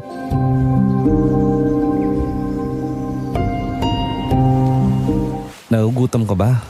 Gusto mo kumain bago tayo umuwi? Hindi na. Tama na itong pizza na binili natin. Busog na nga ako sa mga kinain natin kanina eh. Kain ka lang ng kain. Grabe ka, hindi naman ako payatot para patabain mo. Gusto lang kitang pinapanood kapag kumakain ka. Para ka kasing bata. Lalo kapag sarap na sarap ka sa pagkain. Ini-enjoy ko lang ang blessing ni Lord. May ba ako? Okay ka na ba? Hindi ka na ginugulo ng multo? Hindi naman na. Naghahanap nga si Mama ng albularyo para daw maitanong kung bakit nanggugulo yung multo. Tsaka bakit niya ako kilala. Kaso wala namang may kilala sa atin na albularyo. Tanong tayo kay Uncle Nolan. Maraming alam yun sa ganyan. Hindi mo ba alam may sa albularyo yun? Albularyo daw kasi si Lolo nung buhay pa siya. Yun naman pala eh. Kailan ang balik niya galing sa Maynila? Sa linggo pa yata? Sana matapos na to. Hindi ko maintindihan kung bakit ako yung sinasabi ng aswang na itinakda. Siguradong takot na takot ka. Dapat nandun ako para ipagtanggol ka. Sobra. Ang akala ko nga katapusan ko na. Pero mukhang hindi pa tapos ang misyon ko. Okay na rin na wala ka doon dahil baka saktan ka lang ng aswang at multo na yon. Sina Mama nga nilak sa labas eh. Ang importante, safe ka na. Sobrang ganda dito sa atin. Masyadong magandang mundong ginawa ng Diyos para mabahira ng kasamaan. Tingnan mo yung dagat, tapos yung langit at yung mga bundok. Nai-imagine mo ba minsan kapag nakatingin ka sa kanila, kung paano naisip ni Lord na gumawa ng ganyan kaganda? Oo naman. Pero mas madalas nagpapasalamat ako dahil ginawa ka niya at pinanganak ka. Kaya ngayon, may mas maganda akong nakikita. Shock, mga banat mo, Joshua. Bakit ba? Totoo naman ang sinasabi ko ah. Ikaw wag mo akong bibiruin ng ganyan. Isusumbong kita kay kuya. Hindi ako nagbibiro. Interesado ako sa'yo, Mary. Kaya nga kita ni Yayang lumabas eh. Alam mo, nung una, natatakot akong bumalik dito. Alam mo naman ang trahedyang nangyari sa pamilya ko, di ba? Isipin ko pa lang na makikita ko ulit yung bahay namin. Parang ayoko nang tumuloy. Pero nakita kita ulit. We reconnect our friendship. At sa paglipas ng mga araw na nakakasama kita sa trabaho, mas nakikilala ulit kita. Hanggang sa hindi ko namamalayan na nagiging espesyal ka na sa akin. Sa ako palang na-enjoy ulit ng buhay ko. Dito sa farm. Nang dahil sa'yo. Seryoso ka talaga? Of course. I like you, Mary. Hindi ako nagbibiro sa mga ganitong bagay. Hindi mo alam kung gaano ako nag-aalala sa mga nangyayari sa'yo. Kung pwede lang nabantayan kita 24/7, ginawa ko na. Masiguro ko lang naligtas ka. Salamat sa concern, pero okay lang ako. Lalaban hanggat kaya. Kaya kung kailangan mo ako, magsabi ka lang. Kahit na ano. Okay.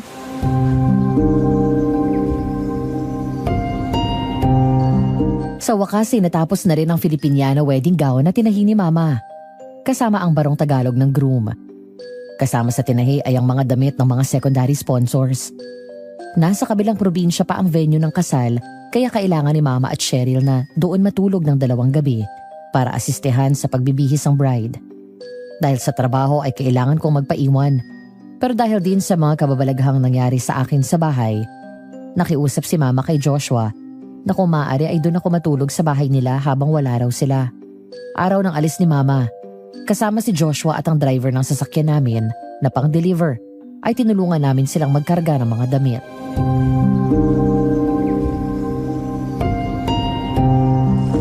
Mama, ingat kayo dun ah.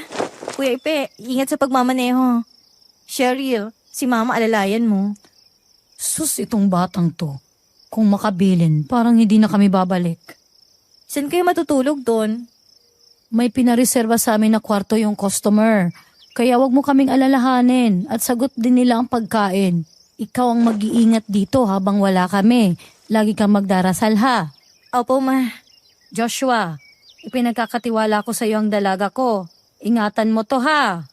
Pasensya ka na kung makakaabala kami at doon muna siya makikituloy sa inyo. Pagkatapos sa mga nangyari sa kanya, hindi ako mapapanatag na iwan ko siyang mag-isa dito.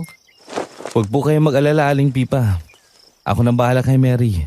At saka, hindi po kayo abala. Malaki ang bahay at maraming kwarto. Basta, mag-enjoy lang po kayo doon. Salamat naman kung ganon. Paano anak? Aalis na kami para hindi kami abutin ng dilim sa daan. Huwag mong kakalimutang isarado at ikandado ang mga bintana at pinto pag alis mo. At magligpit ka bago kayo umalis. Sige po, ako na pong bahala. Bye, cousin. Have fun. Happy baby time. He? Baby time ko dyan.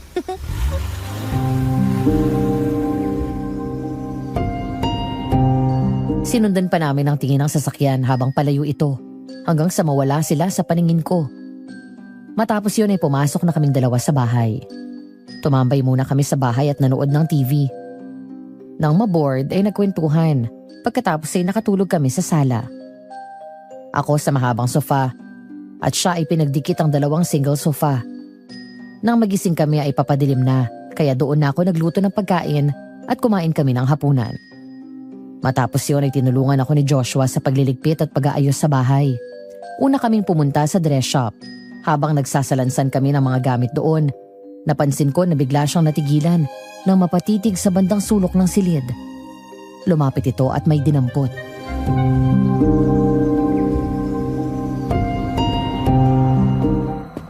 Mary? Sa'yo to? Ha?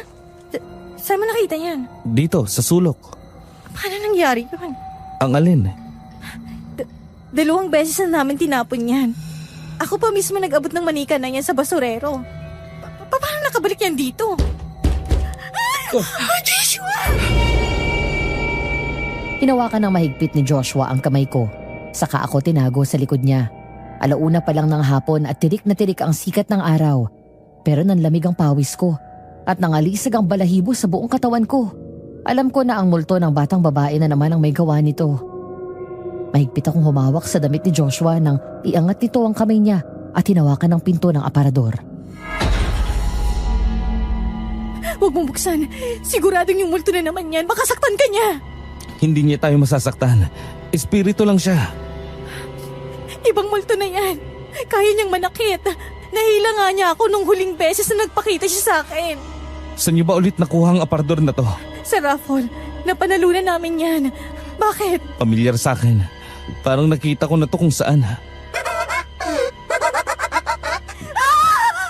Hindi kita mapapatawad! Magpapayag ka! Isasama kita sa impyerno! Nagulat kami ni Joshua nang biglang bumukas ang pinto ng aparador at tumambad sa amin ang multo ng batang babae. Wala nang laman ang loob nito kaya kitang-kita namin siya. Pero hindi gaya ng una siyang nagpakita sa akin na tumatakbo. Ngayon ay nakabigti siya sa isang lubid at may hawak na manika. Ang manika na kanina lang ay nakita ni Joshua at paulit-ulit na bumabalik doon. Hindi. Hindi to totoo. Anong akala mo? Ligtas ka na sa kasalanan mo? Hindi mo ako matatakasan! Magpapayag ka!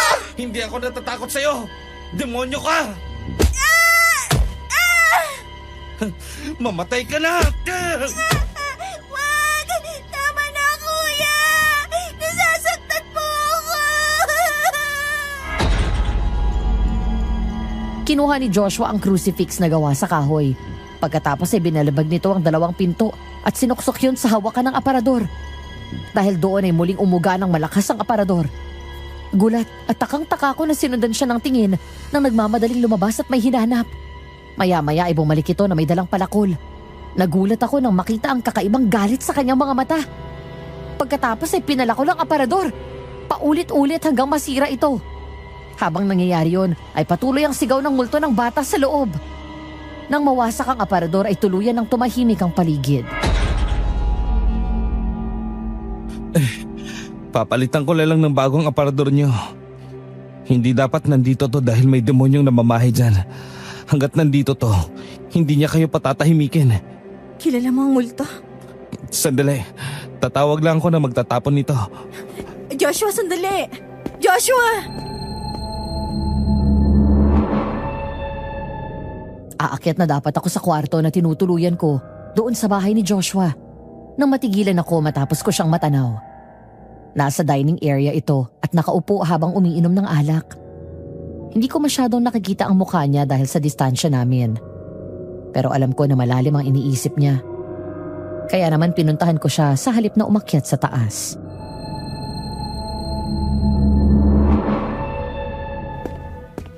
Josh, Siya si Peggy. Peggy? Anong ibig mong sabihin? Ang batang multo dun sa aparador na nasa inyo. Si Peggy yun. Ang bunsong kapatid ko. Ang aparador na yun ay isang antigo na at minana pa ni mami sa lola ko. Habang lumalaki ang bata yun ang naging paborito niyang taguan. Lalo kapag pinapagalitan siya ni mami at daddy. As in yung kapatid mong namatay? Oo, at dun siya sa aparador na yun namatay. Nung bagong dating ako dito at naroon ako sa inyo, nakilala ko kagad yung aparador na yun. Nag-iisang disenyo na yun dahil ang lola daw mismo ni mami ang nagdisenyo nun. Nung matapos mag-imbestiga sa pagkamatay ni Peggy, tinapon na yun ni Uncle Nolan. Hindi niya daw alam kung sino nakadampot. At ayun nga, for some weird reason, yun daw ay nabili ng organizer ng raffle sa isang antique shop. Pasensya na kung hindi ko nasabi kaagad. Natakot ako na makita ko yun. At hanggat maaari, ayoko na pag-usapan ng batang yun. Inabot niya sa akin ang isang picture. Kinilabutan ako nang makita ko yun. Naroon si Peggy sa larawan. Nakatayo at nakasandal sa aparador habang nakangiti sa kamera. Ngunit ang mas nakatawag pansin sa akin ay ang imahe ng kasamang nakuhanan. Sa salamin ng aparador, isang imahe ng demonyo ang naroon. Nakangisi at nakatingin kay Peggy. At hindi ako maaaring magkamali. Siya ang demonyo na humahabol sa akin at gusto akong kunin. Pinakita ko yun kay Joshua at tinuro.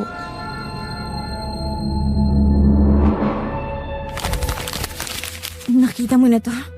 Oo, Ganito eksakto ang itsura ng aswang na umahabol sa akin. Bakit nagmumulto si Peggy? Naalala ko ang sinabi niya na hindi ka daw niya mapapatawad. mas mabuti pa na wag na natin pag-usapan yun. Sira na yung aparador. Hindi na kayo magagambala nun. Naka-order na rin ako ng kapalit. Ako na ang bahalang magpaliwanag sa mama mo pagbalik nila. Halika, doon tayo sa opisina. Marami pa tayong gagawin. Josh, sandali. Bakit? Natatakot pa rin ako. Ilang beses nang sinabi ng aswang na yun na isasama niya ako. Ganon din si Peggy. Paano kung bumalik sila? Hindi ako papayag na masaktan kanila. Mula ngayon, babantayin kita. Kung kailangan hindi ako mawala ang tingin ko sa'yo, gagawin ko. Hindi ko rin alam kung bakit ikaw ang ginugulo ni Peggy ngayon. Pero hindi ko hahayaan na patuloy kang madami sa nangyayari sa pamilya ko. Ano ba talagang totoong nangyari noon? Kapag handa na ako, sasabihin ko rin sa'yo. Basta ito ang pangako ko.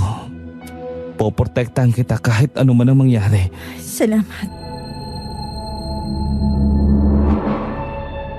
Sa unang pagkakataon kanina, mula nang guluhin ako ng multo ni Peggy, hindi ko naramdaman ang takot na yung kasama ko si Joshua. Kinuha niya ang kamay ko at hinalikan ang likod nito. Ngumiti lang ako at hinayaan siyang maglambing sa akin. Sinungaling ako kapag sinabi ko na hindi ko gusto si Joshua. Mabait siya at gentleman. Higit sa lahat ay malaki ang respeto niya kay mama. Buti pala, umuwi ako dito sa atin. Kung hindi tayo nagkita ulit. Ako rin. Akalain mo yun? Dito lang pala ako makakahanap ng trabaho. Tapos ikaw pang naging boss ko. Boss na niligawan agad ang sekretarya niya. Biniling ka pa naman sa akin, Jim. Bantahin daw kita. Baka sabihin niya, bantay sa lakay ang ginawa ko. Huwag mong isipin yan si kuya. Ang mabuti pa, tama na yan. Baka maparami ka ng inom. Magka-hangover ka pa. Akin na yung baso mo. Sige na, mauna ka na sa taas. Magdo-double check pa ako ng mga pinto at bintana kung nakalak. Hindi ko alam kung anong oras eksakto nangyari yon. Ang naalala ko lang ng gabing yon, nasa kalagitnaan na ako ng pagtulog. Nang may maramdaman ako na sumampa sa kama. Dumilat ako at lumingon sa buong kwarto. Pero wala akong nakitang kahit sino doon. Pero ang labis na pinagtataka ko ay bukas ang pinto. Samantalang natatandaan ko na sinarado ko yon bago ako mahiga. Kaya bumangon ako para lang isarado yon at muling bumalik sa pagtulog. Hanggang sa magulat na lang ako nang mula sa paanan ko ay may biglang humila ng kumot ko. Nanlaki ang mga mata ko nang mula sa paanan ng kama ay dahan-dahang tumayo ang aswang na mukhang demonyo. Bigla akong bumangon at akmang bababa nang tumalon nito papalapit, sabay takip ng bibig ko. Agad umaagos ang luha ko sa sobrang takot habang nakikita ng malapitan ang nakakakilabot nitong mukha.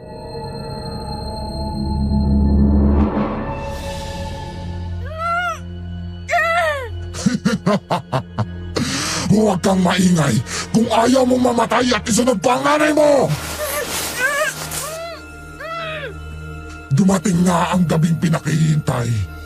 Ang mangyari ang itinakda. Dadalin mo ang anak ko at ibabalik mo siya dito sa mundo! Wag! Maawa ka! Huwag mong gawin to! Matagal na ako naghihintay ng pagkakataon sa'yo. Ngayong nandito ka na. Hindi ka na makakawala pa mula sa kamay ko! Napaiyak ako ng malakas at muli nitong tinakpan ang bibig ko. Saka sumenyas na huwag akong maingay. Inalis niya ang kamay sa bibig ko at pumwesto sa bandang ibaba ng kama. Pagkatapos biglang hinila ang paa ko. Doon ako nakakuha ng tiyempo at sinipa ko siya ng malakas sa mukha. Sabay talon pababa ng kama. Bumalik ka dito! Joshua, tulong! Hindi ka makakatakas sa akin! Bitiwan mo ako!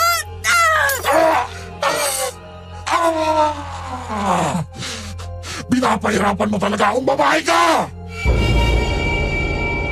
Nadampot ko ang flower vase at yun ang hinampas ko sa ulo ng aswang. Matapos akong sunggaban ito sa buhok, sabay sipa ulit ng malakas sa kanya. Eksaktong paglabas ko ng kwarto, humahangos na dumating si Joshua. Hawak ang isang baril. Sinalubong niya ako at agad na tinago sa kanyang likod. Pagkatapos isunod-sunod na pinaputokan ito. Sige! Tingnan ko ang tapang mo! Pag-alamero! Papatayin kitang hayop ka! Ah! Tumatakas siya!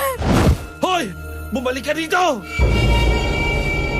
Mabilis na tumakbo ang aswang pababa ng second floor at agad namin siyang hinabol.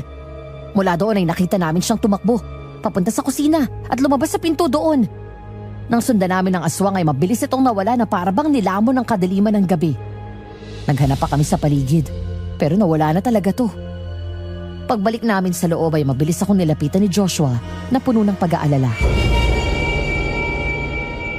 Mary, sinaktan ka ba niya? Ginalo ka ba niya? Hindi niya ako nakalaban ako sa kanya. Thank God. Mabuti na lang at hindi pa ako natutulog. Narinig ko kaagad ang sigaw mo. May sinabi ba yung aswang na yun? Ipagbubuntis ko daw ang anak niya at ibabalik sa mundo. Sabi pa niya, matagal na daw siyang naghihintay ng pagkakataon. At alam niyang exit point dito sa bahay niyo. Kung matagal na siya naghihintay sa'yo, ibig sabihin, nasa paligid lang natin siya. Pero sa ngayon, mas mabuti pa doon ka na matulog sa kwarto ko.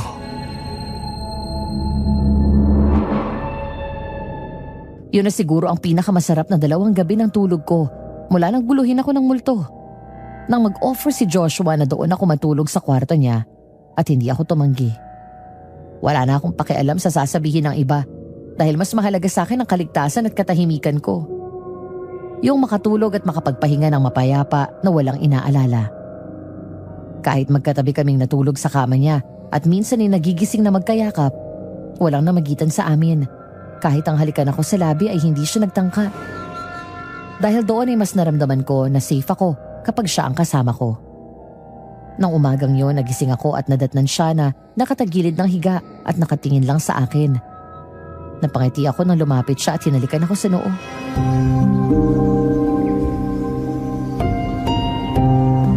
Good morning. Morning. Teka, pinapanood mo akong matulog? Oo. Ang cute mo kaya matulog para kang anghel.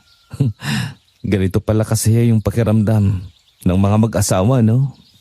Yung magigising ka sa umaga na ang unang makikita mo ay yung mahal mo.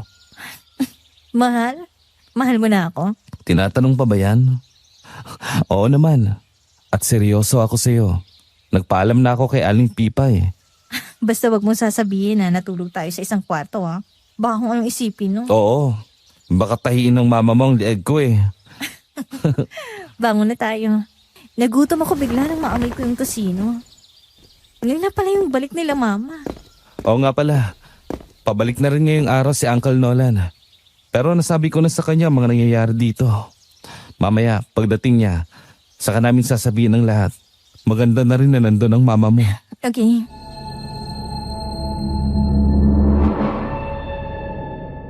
Hapon, bandang 3:00 nang umuwi ako sa bahay kasama si Joshua. Pagdating doon ay naabutan namin na naroon na sila mama. Bukas na ang shop pati ang mga bintana sa labas. Nakita ko pa si Cheryl sa may bintana at kumaway sa amin nang bumaba kami mula sa kotse. Pagpasok namin sa shop, bigla kaming natigilan nang madatnan namin sa loob ang aparador. Ang aparador na sinira ni Joshua ng palakol at tinapon namin sa basurahan. Hayun at buong-buo na namang nakatayo kung saan namin ito kinuha. Walang bahid ng sira kahit na isang galos. Hindi makapaniwala na nagkatinginan kami. Isang bagay na pinagtaka ni Mama. Hindi maalis ang tingin namin doon nang nagmano kami.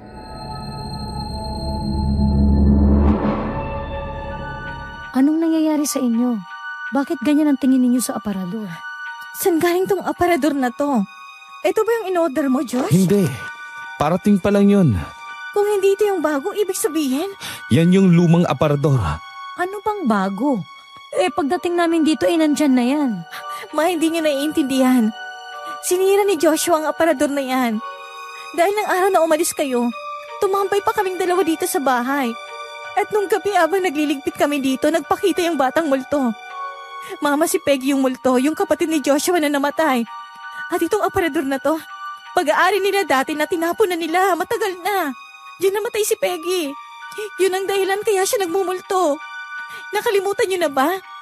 Di ba natagpuan ang katawan niya sa loob ng aparador? Panginoon na mahabagin. Hindi maaari to ang anak ng Diablo. Oh, Mama, anong sabi mo? Anak ng Diablo? Ang batang yun ay hindi mo kapatid, Joshua. Anong ibig niyo pong sabihin? Si Peg ay anak ng mami mo sa aswang na yun. Yung aswang na gustong kumuha kay Mary. Bata ka pa nun. Wala ang daddy mo at pumunta sa Maynila. Ang kwento sa akin ng mami mo, habang natutulog ay pinasok siya ng aswang at pinagsamantalahan. Dahil siya daw ang nakatakdang magdalang taon ng kanyang anak. At nangyari nga, nabuntis siya at inakala ng daddy mo na siya ang ama. Hanggang sa ipinanak niya si Peggy. Kaya pala malayo ang loob ni Mami kay Peggy. Hindi tao ang batang yun, kung hindi anak ng demonyo. Opo, naalala ko po lahat. Tuwang-tuwa siya kapag may sinasaktan siya. Nahuli ko siya minsan na pinaglalaroan niya ang kutsilyo. Tapos nakita na lang ng kasambahay namin na sinasaksak niya yung pusa at tinitikman niyang dugo. At nung gabing namatay si Daddy, nakita ko na naroon ng aswang na yun. Muntik niya yung mapatay si Uncle Nolan. At si Peggy, siya ang pumatay kay Daddy. Ano? Sigurado ka ba? Oo, kitang-kita ko kung paano niya sinaksak si Dad. Dun sa kwarto nila at naliligo ang batang yun sa dugo ni Dad. Tuwang-tuwa si Peggy habang ginagawa niya yun. At ako, natulala na lang ako sa sobrang gulat. Hindi batang 10 taong gulang ang nakita ko ng gabing yun, kundi isang demonyo. Yun ang dahilan kaya ayoko siyang pag-usapan pa. Diyos ko, hindi ko alam na ganun kagrabe nangyari. Siya rin ang nakita ko sa taas ng hagdan. Nung araw na mahulog si Mami doon at namatay, nakita ko pa siyang tumawa bago tumakbo pabalik ng kwarto niya. Sinubukan kong sabihin kay Daddy ang nakita ko pero hindi siya naniniwala. Kahit doon salbahay si Peggy ay hindi niya magagawa yun kay Mami dahil bata pa siya noon. Kung hindi ako nagkakamali, nasa 7 taong gulang pa lang siya noon. Isa lang ang paraan para hindi magbalik ang kaliwan ni Peggy at hindi na siya makapanakit pa. Uncle, Kailangan mamatay ang pinanggagalingan niya, ang aswang na mukhang Diablo. Paano po natin mapapalabas ang aswang? Ngayong gabi, eksaktong kabilugan ng buwan. Bago mag-alas 6 ng gabi, ay may dumating sa bahay na albularyo. Kakilala pala ito ni Uncle Nolan na tinawagan niya noong nasa Maynila. Siya ang tutulong sa amin para mapalayas ang espiritu ni Peggy. Matapos kumain ng hapunan, ay sinimulan na namin ang paghahanda. Lahat ng mga gamit na pwedeng mabasag, masira o anuman na maaring lumipad at mapanakit ay nilabas muna sa dress shop. Ang tanging armas lang na naroon ay ang bolo at ang krus na kahoy na nauna ko ng ginawang lock ng pinto ng aparador. Nagsindi sila ng insenso at nilagay sa harap ng aparador at nagsindi rin ng kandila. Habang nasa dress shop sila, ako naman ay nasa loob ng kwarto. Ako ang nagsilbing pain at naghihintay sa oras na pagdating ng aswang. Maya-maya ay pumasok si Joshua kaya bumangon ako at naupo.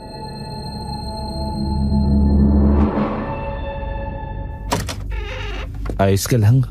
Kinakabahan. Alam kong hindi madali to, pero kailangan mong lakasan ang loob mo at huwag magpadaig sa takot. Labag din sa kalooban ko na ipahin ka sa aswang pero ito lang ang paraan para mapalabas natin siya. Kung hindi matatapos to. Naiintindihan ko. Lalabanan kong takot ko. Alalahanin mo, nasa labas lang ako. Okay. Mary, mag-iingat ka ha. Sino yan?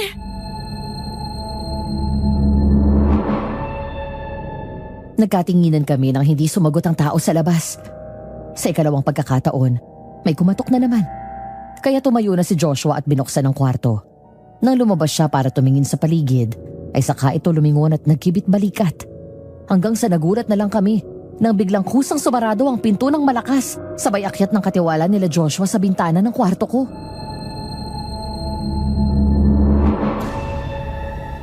Mang Jo, anong ginagawa niyo dyan? Kung ano ang dapat na ginawa ko noon pa, sisimulan na natin ang proseso para maibalik na sa akin si Peggy. Ikaw? Wala nang iba. Joshua! Mary! Sisiguraduhin kong wala kang kawala ngayong gabi! Joshua!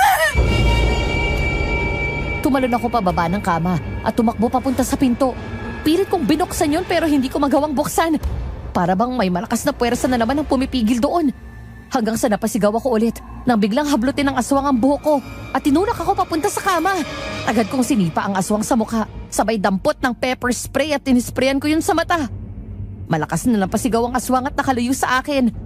Hanggang sa mapalingon ako sa bintana nang makitang umakyat doon si Joshua. Nang makadilat ang aswang ay nakasampa na sa kama ang binata hawak ang bolo. Hoy! Demonyo! Paano ka nakapasok dito? Ano palagay mo sa akin ha? Bobo! Dahil ang lahat ng ito ay patibong para sa'yo, hayop ka, Mang Jo! Pinagkatiwalaan ka ng pamilya ko. Ikaw palang gumahasa sa mami ko! Ang matandang tinutukoy mo ay matagal lang patay. Bago pa man isilang si Peggy, ay yumao na siya. At ang nanay mo ang dahilan. Kaya narito ako ngayon! Anong ibig mong sabihin? Hindi mo ba alam na ang mami mo ay gumagamit ng kapangyarihang itim? Gumagamit siya ng itim na mahika. At isang gabi, na nagre-ritual siya ay natawag niya ako. Sumapi ako sa katawan ng pobreng matandang ito. Nawala ng buhay ng gabing yon. Matapos atakihin sa puso, ang iyong ina ang dahilan kung bakit ako narito. Kaya sa kanya ko pinunla ang aking anak. Pero anong ginawa mo? Pinatay mo ang anak ko! Hindi ko siya pinatay. Ikaw at ang demonyo mong anak. Pinatay niyo si Dad. Nung una si Mami. Ngayon pati si Mary. Wala pa ako sa katawan ng matandang ito, ay binabantayan ko na si Mary. Siya at ang iyong ina ang matagal ko nang pinapangarap na makuha. Nagawa ko na sa mami mo ang plano ko. Ngayon kay Mary naman!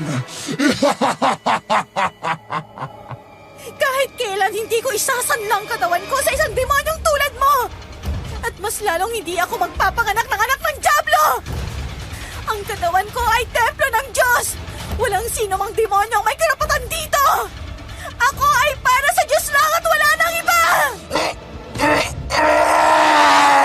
Tama na! Masakit sa tenga! Nagkatinginan kami ni Joshua. Biglang tinakpan ng aswang ang tenga at sumigaw na parang nabibingi ito matapos kong banggitin ng Diyos. Mabilis akong kumilos at kinuha ang phone ko saka ako nagpatugtog ng worship song. Biglang nagwala ang aswang. Akmang tatakas ito pero sinipa ng malakas ni Joshua palayo sa bintana. Mabilis ko naman yung sinarado. Saka ako nagsimulang magdasal. Si Yahweh ang aking pastol! Hindi ako magkukulang. Dumaan man ako sa madilim na libis ng kamatayan. Wala akong katatakutan, pagkat ika'y aking kaagapay. Sa ngalan ni Jesus, ako'y tumatayo sa kapangyarihan ng Diyos! Tama na! Inuutos ko sa'yo! Espiritu ng kadiliman, lumayas ka sa tahanan na to! Ang tahanan na to ay pag-aari ng Diyos! Hindi ka pinahihintulutan dito! Sa pamamagitan ng dugo ni Kristo, iligtas mo kami sa kamay ng iyong mga kaaway! Ngayon, bumalik ka na sa impyerno! Ah! At isama mo ang anak mong demonyo! Magbabayad ka sa pagpatay mo sa anak ko! Ah! Kinuha ko ang patalim na kanina pa nakatago sa ilalim ng unan ko. Nasadya ko talagang nilagay doon para sa pagkakataong yun. Nang saksakin ni Joshua ang aswang direkta sa puso, ay sinaksak ko rin ito mula sa likod. Habang patuloy ako nagdadasal, nagwala ang aswang. Sumampa sa kama at agad naming binuksan ang bintana. Tumalon ito doon at mula sa katawan ni Mang Joe ay lumabas na ang itim na usok na tuluyang naglaho. Habang ang katawan ng matanda ay bumagsak sa lupa na parang naaagnas na. Wala na yung aswang. Halika, bumaba na tayo. Napatay niyo ang aswang? Opo. Nandito na si Peggy. Napalingon kaming lahat sa aparador nang magsimulang umugayon. Bahagya akong nagtago sa likod ni Joshua at mahigpit niyang hinawakan ang kamay ko. Pagkatapos ay biglang huminto yun at dahan-dahang bumukas. Napaatras sila Mama at Cheryl nang makita namin si Peggy. Nasa loob at naka-engine seat habang hawak ang manika nito. Maya-maya ay umangat ang mukha nito at tumingin sa amin. Saka tumawa. Wow! Ang dami kong kalaro! Peggy, bakit hindi ka pa lumisa sa mundo na ito? At marahimik? Bakit ka pa nanggugulo dito? Dahil maniningil ako! Ikaw! Peggy! Ikaw ang pumatay sa akin! Huwag po, kuya! Huwag po ako'y saktan! Aray ko, kuya! Nasasaktan ako! Hindi ako makahinga! Tama na! Naalala mo na? Tinakpan mo ng una na mukha ko! Nang hindi mo ako mapatay, sinakan mo ako ng lubid! Totoong pinagtangkaan kitang patayin at tinakpan ko ng una ng mukha mo. Pero hindi ko tinuloy yan dahil hindi ako katulad mo. Hindi ako masamang tao. Nagising ako sa katotohanan nang marinig kitang tumatawa. Yun ang gusto mong mangyari, ang patayin kita. At sa uli ay mapapahamak ako. Ikaw ang pumatay sa sarili mo. Nagpakamatay ka para matakasan mo ang ginawa mong pagpatay sa mga magulang ko.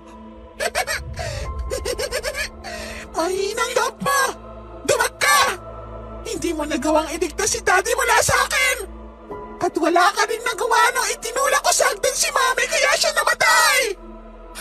Hayop ka! Lahat na lang kinuha mo sa akin! Dahil hindi niyo ako pinapansin! Lahat kayo ayaw makipaglaro sa akin! Lahat kayo lumalayo sa akin! Sabay kayo! Dahil demonyo ka! Bakit pati si Mary ay gunugulo mo? Dahil siyang bago may-ari nitong aparador! At gusto kong pumasok sa katawan niya! Gusto kong mabuhay ulit! Para patayin ko kayo lahat! Bigla kaming napalingon ng umuga ang paligid ng parang lumilindol. Sinubukan nitong bumaba at lumabas mula sa aparador. Natigilan ito nang hindi siya makalagpas. Yun ay dahil sa insensong may orasyon ng albularyo na naging mistulang harang nito. Nagwala si Peggy. Galit na naging demonyo ang mukha. Tinaas nito ang kamay at nagulat na lang kami nang biglang umangat sa sahig si Joshua na hindi makahinga. Ayon sa kanya ay may mahigpit na puwersang sumasakal sa kanya. Nagpumigla siya. Ako naman ay pilit siyang hinihila, gayon din si Mama. Hindi ako papayag na mawala na lang dito na hindi ka na isasama sa impyerno! Tama na, Peggy!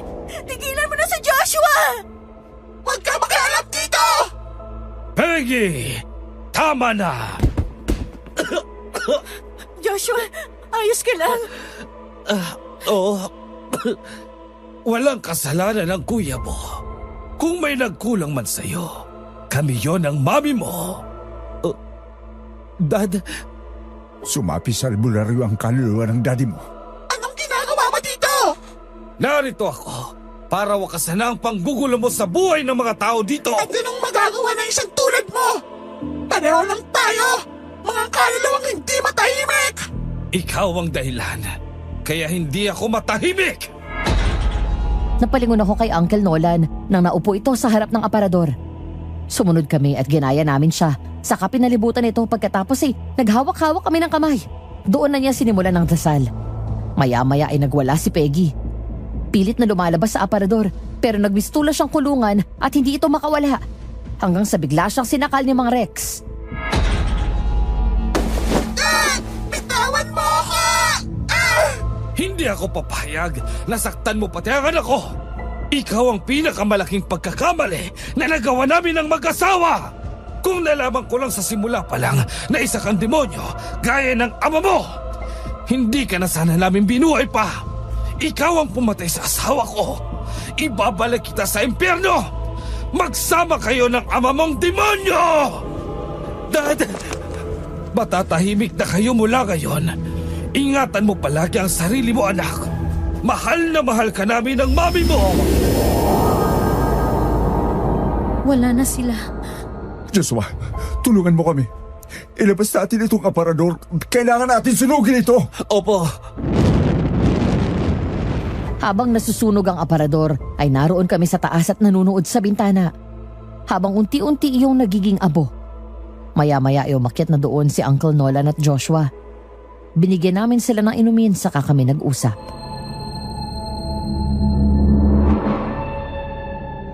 Matalik na magkaibigan kami ng mami mo. Noon pa na mga dalaga kami ay mahilig na yan sa mga misteryosong bagay. Isa sa nakahiligan niya ang kulam at black magic. Hindi ko alam na pinag-aralan na pala niya ito. Hanggang sa makilala niya ang daddy mo at magpakasal sila. At dumating ka. Ang buong akala ko ay nakalimutan na niya yon. Hindi ko akalain na nagpa-practice na pala siya ng black magic. Nang sunod kaming magkita, inamin niya sa akin na may ginawa siyang ritual. Tapos natakot siya, kaya hindi niya na tinuloy. Walang kalamalam ang ate. Na natawag pala niya ang demonyong yon. Dahil hindi niya tinapos ang ritual. Naghanap ng katawan na pamamahaya ng espiritu nito. Hindi namin alam na nagkataon naman na namatay pala si Mang Jo ng araw na yon. Hindi naman kami nagginala dahil wala siyang ipinapakitang kakaiba sa kilos niya. Habang nasa Maynila ang daddy mo, lumapit na lang siya sa akin isang umaga na takot at sinabing para daw siyang may kasiping ng nagdaan na gabi habang natutulog siya.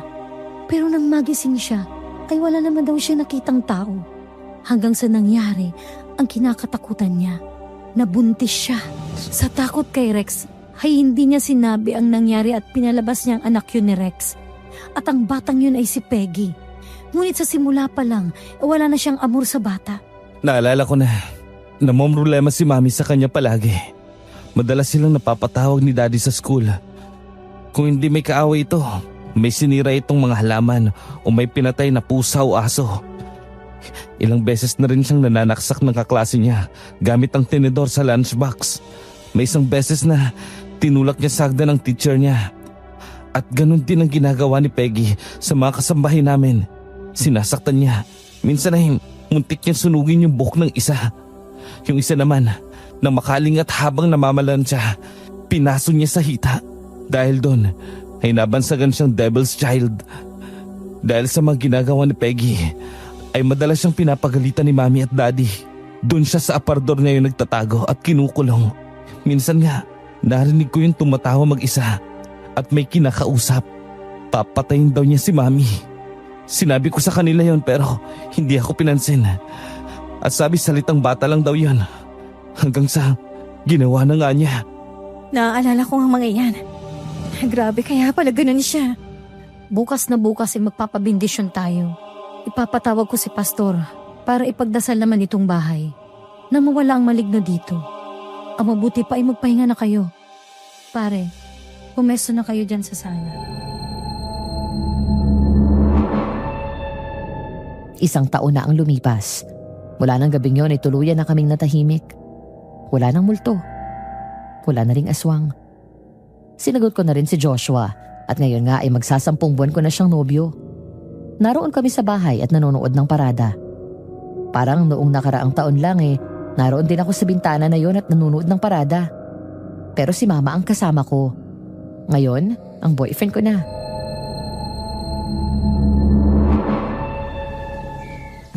Ang saya ng piyesta dito. Nakalimutan ko na kung gaano kasaya dito kapag ganitong panahon. Mukhang masaya ka. Oo naman, tahimik na ang buhay natin. Maganda yung takbo ng negosyo at farm. Higit sa lahat, nandito ka. Basta't masaya ka, masaya na rin ako. Promise me, walang iwanan. Kung may problema, pag-uusapan natin. Promise. I love you. I love you too. Huwag mo palang kakalimutan. Sa isang araw nang alis natin papuntang Manila. Parating na yung mga kakausapin natin na investor. Nakaimpake na ako kagabi pa. Teka, nagugutom ka na ba? Kain muna tayo. Sandali, kiss muna. Baka biglang umakyat si Mama, makita pa tayo. Hindi yan. Busy sila ni Cheryl. Nandun sila sa baba, kaya sige na, isa lang. Sige na nga. Mary, bumaba na kayo at kumuha ng pagkain. Baka mabusan kayo ng handa. Opo. Oy Mare, may raffle ticket ka na? Mamaya ulit ang bola sa talent show. Ay nako, ayoko na ng rapol-rapol na yan. Ibigay mo na lang sa iba. Baka mamaya multuhin na naman kami dito kapag nanalo kami dyan.